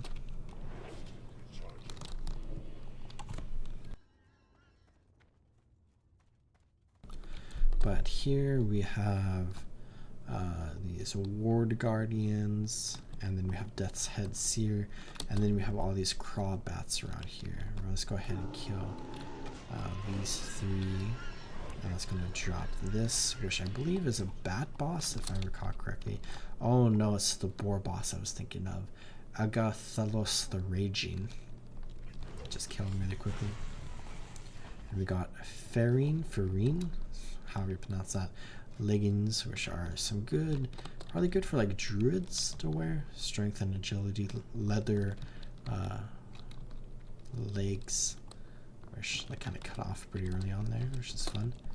Fun green. I feel like there's sometimes a bat boss in here, but maybe only sometimes, where there is a gold vein that I might take advantage of, and hopefully these crop bats die soon. There we go. Actually, the bad boss might be on the other side of this wall, where we just got 4 gold ore, which is nice. You can sell that on the auction house. Are you right there? No, there's nothing there. Okay. I feel like maybe it's in retail. Maybe. But let's go ahead and kill this group of Quillboar, because we're actually almost at the end of the dungeon, where this went by a little bit faster than I thought. Where we can go ahead and see right here the final boss of the dungeon and the leader of all the Quillboar, Charga Razorflank the Kron, where we can go ahead and fight her and she'll have something to say. Troublesome whelps, I'll teach you to interfere outside my patrons here on our land. And then we can just kill her. And then we can get some loot, and that is a Razorfen Craw completed. So we have defeated Charga Razorflank, which we can actually drop down here, where there is a goblin over there, Willix the Importer, who we can escort out of the dungeon, which I'm not going to do. But we got the Heart of Gnomeregan. Is that how you pronounce it? The NPC recently said it, I already forgot. So yet another shield. So we've unlocked yet another shield, which is cool. And then we got this Dwarven Mage Staff of the Eagle. But then we got the small scroll. The scroll bears an insignia foreign to you. and unholy alliance. My lady, you know very well what it is we are offering. The opportunity for you to take the barons and the lands beyond is a great one. We simply want your aid in return. By aid, we mean nothing more than your giving us the freedom to take action in the area. Please allow us to discuss this further. We have great power and are willing to share with those wise enough to join us. I will remain outside Razorfen Downs for the time being. Best regards, Ambassador Mousen. Wish we can take this to Bragor Bloodfist at the Royal Quarter in the Undercity, who I believe is like the orc who replaces Varimothras. But who was this person again? If you come into here, we have Razorfen Downs and Holy Alliance. Ambassador Mousen. Let's do some looking to see exactly who this type of person is.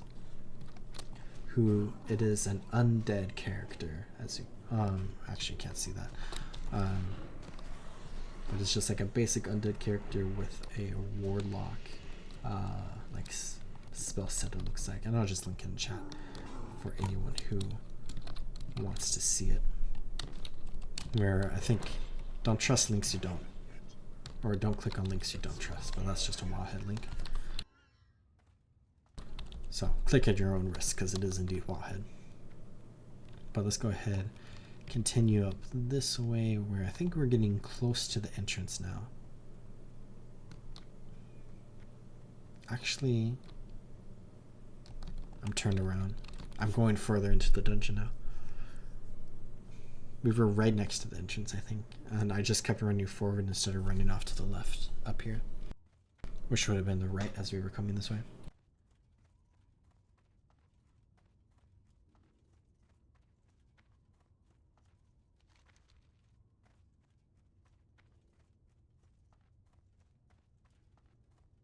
So up to the left here, where we came up right there, should have turned right. Here we have the Razorfen Quill Guards. And then we have like another area over here that like you can go to.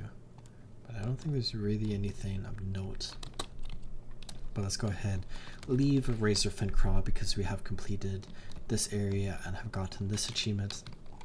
So let's go ahead and explore one final dungeon. At least for this stream.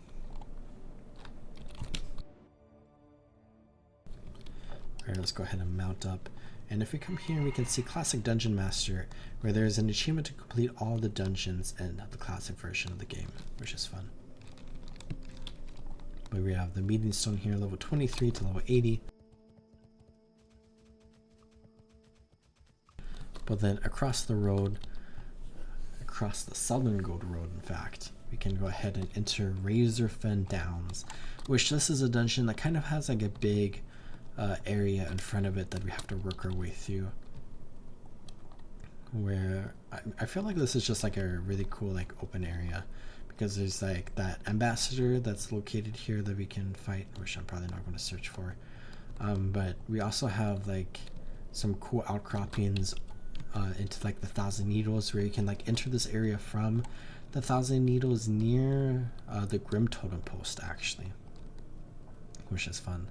That you can just come over here from there, and you can find all the quill boar, and then you can eventually navigate your way to the entrance of the dungeon, which is it right here? This is a really cool area right here.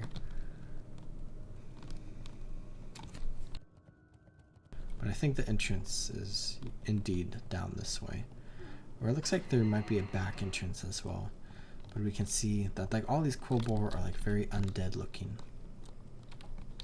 And this is a very like dark and gruesome area, and we have the instance portal right here, where I don't remember all of the bosses in this dungeon, and I don't think I'm going to look up a guide to like go fight all the bosses because I don't care too much. So let's go ahead and just navigate our way through here and just experience what we experience along the way, where we can see that it is pretty similar to like Razorfen Craw, but right off the bat we're fighting some undead. So it's already like a pretty different experience.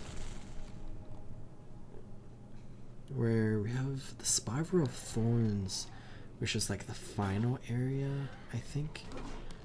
So I think it went the wrong direction actually. So let's go back, Because I think there's some bosses over yonder we can go ahead and fight.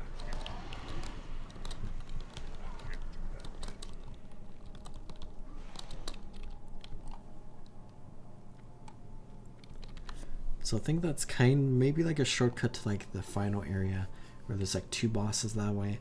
And I think there's like 2 more this way that we can do, that I remember at least. But there's like a ton of undead there, and then we have some more kobolds here, who I think like most of the kobolds like dead, but then we have like a few alive ones right there that are like necromancers. Geomancers to be exact.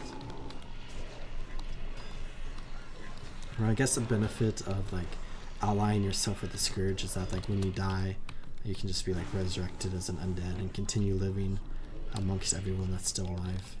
If people accept that, at least. We know the humans of Lordaeron did not accept that at all.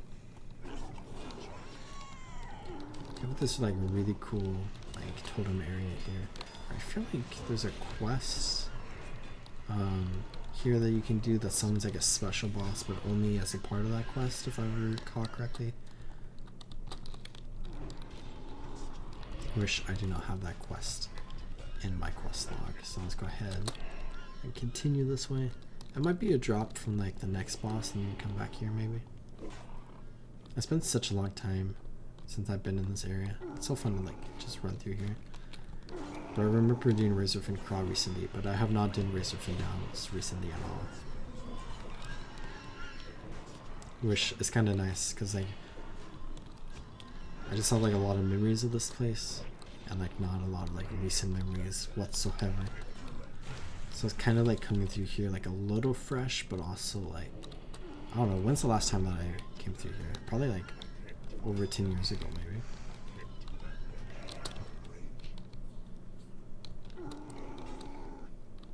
I feel like in a way it's kind of amazing that I still remember as much as I do about like some of these dungeons. But just like a fun nostalgia trip. Where this might be the bat boss that I was thinking of earlier. Or is this a spider boss actually? Where, let's go ahead, ring the gong. We're just going to summon a ton of tomb fiends right there. That we can go ahead and fight. And then I think we can ring it again to get like more powerful ones. But first we have to kill all of them.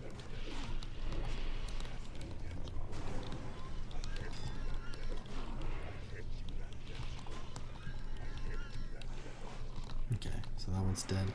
Ring it again. Now we got some tomb reavers that are like more powerful spiders. So I believe this is indeed a spider boss.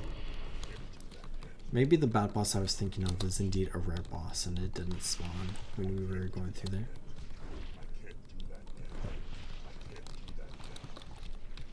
Let's ring the gong one more time. I think one more time. There we go.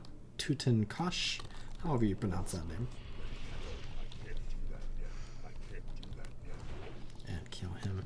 And we got his carapace that we can see right there. Actually, we cannot see it at all. Take the tabard off. Reset that. And then there it is. So nothing particularly fancy, but probably a really good like warrior and paladin piece of armor. Where we now have the murder pins.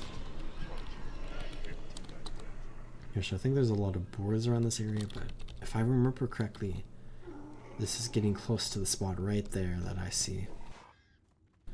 Or if I just look over here really quickly, there are some different people in the pins. We have one Henry Stern, and we have one Bonestraz, Scourge of the Downs.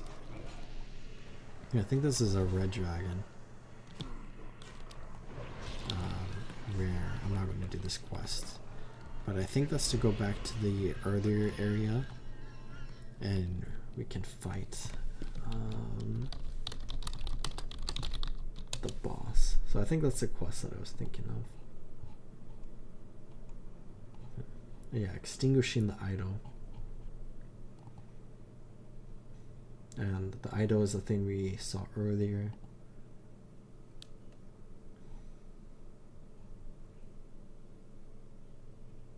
And I think you do just kill a bunch of things, I guess. Extinguishing the idol.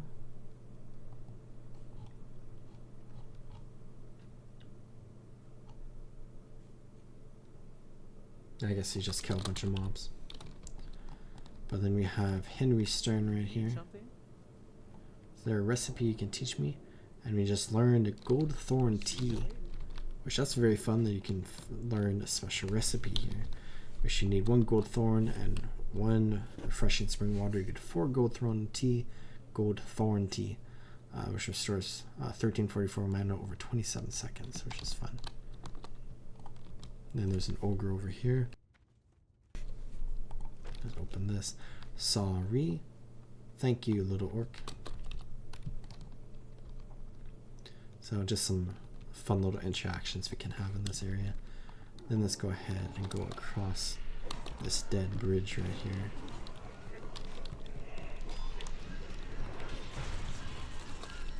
And we have all these undead around here that are dancing, with the giant undead dancing at the top. Mordresh Fire Eye. And we can hear some music playing and him screaming, "Soon the Scourge will rule the world," if you heard that. So let's go ahead and climb up here. We will enslave the Quill War. And just kill him.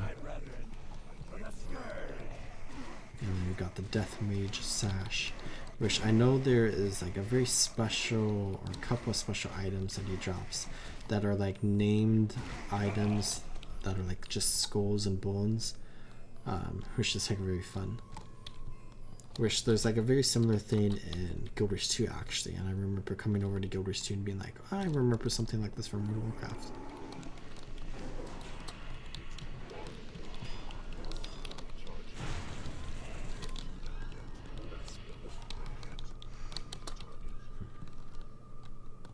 But I think that's all of that area completed. So we've killed 2 bosses and skipped over a potential bonus boss,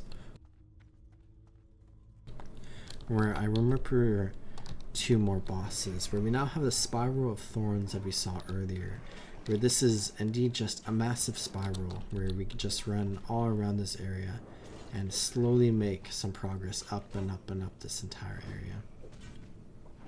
Where at the top of the spiral is the final boss of the dungeon. But along the way there's going to be a bonus boss, Glutton, who we can see right here.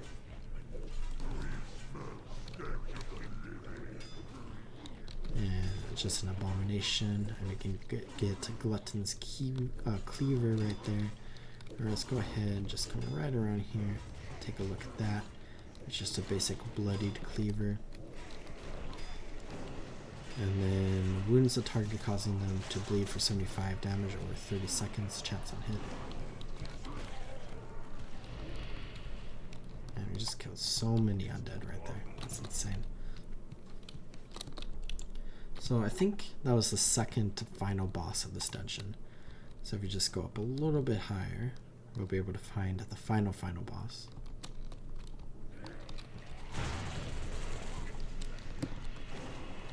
Let's just kill these ghouls really quickly.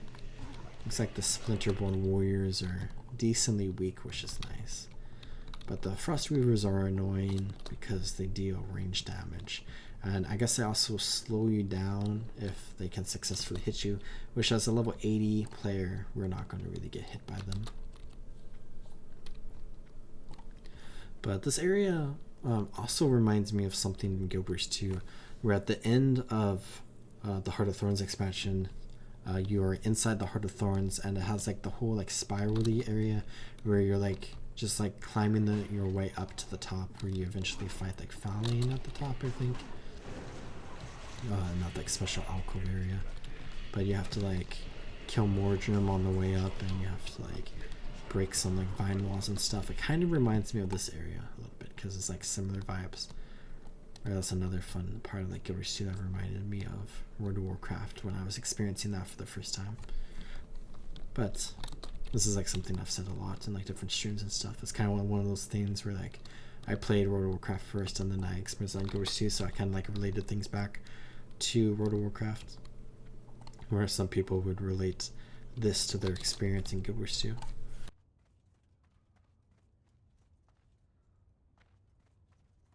Where there are a ton of undead right here that I think we're going to have to fight, including the skeletal summoner, where we can kill him.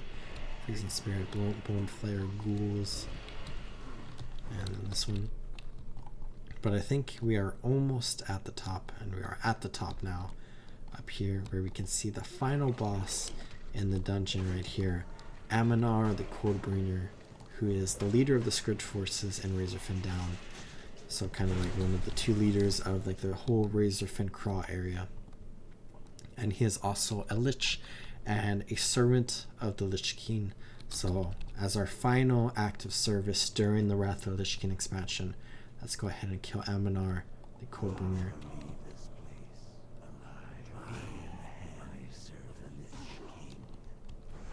And we can go ahead and just finish him off and kill him and get our Razorfen Downs achievement, where we got 2 special items here, 1 mail item and 1 plate item, Death Chill Armor, which I guess I'll take my tabard off again and put that there, reset that, look at that, cool. And then we have Ice Meadow Barbut, which is a very cool looking helmet skin, and that is Aminar the Codebringer slain. So that was a lot of dungeon running and just kind of like going on a nostalgia trip. But we are now done with all of that. So let's go ahead and Hearthstone back to Delirium, where I think I'm going to go ahead and clean up my inventory a little bit and maybe sell a couple things on the auction house and then log off for the evening. Where let's just sell all of this. Or maybe I'll hold on to these treasures for a little bit. Maybe the cleaver, why not? And I'll throw that up there. Where, yeah, Wrath of the Lich King Classic is ending in a few days, and it's kind of like a surreal experience to be going through this again, where I was very sad and upset that Wrath of the Lich King was leaving us like way back in the day, and I thought it would be a little bit different this time around, but it's just leaving us again, I guess. I know it'll probably come back in the future, but it's probably always going to be a temporary thing, which is sad. But overall, I've had a good experience with Wrath of the Lich King, and I'm still going to be covering a little bit of stuff on this channel with Wrath of the Lich King, as we do some more things on like my Druid character probably. But largely, this is like the final big like thing, big event with like Wrath of the Lich King Classic, where we'll come through, explore more dungeons and more raids and stuff, potentially in the future. But in 4 days, Wrath of the Lich King will be leaving us, and the Cataclysm pre-patch will be coming. Where in this stream, I started off with doing the Operation Gnomeregan quest chain, which is fun, and I completed that. And then I went and explored the Howling Fjord for a little bit, which is also a very fun and cool area to explore. And then I went and did the Argent tournament for a little bit, where we did like the becoming a champion of Orgrimmar quest, which is really fun.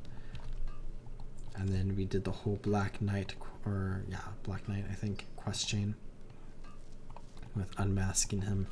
So we've completed like quite a few achievements because we completed that achievement, which I'll check in just a second. Let's throw this on the auction house.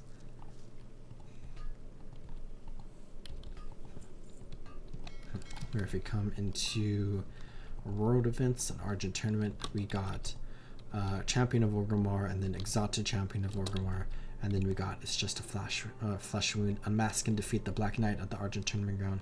And then I went and completed a bunch of dungeons, where I did all 4 of the Scarlet Monastery wings and completed that.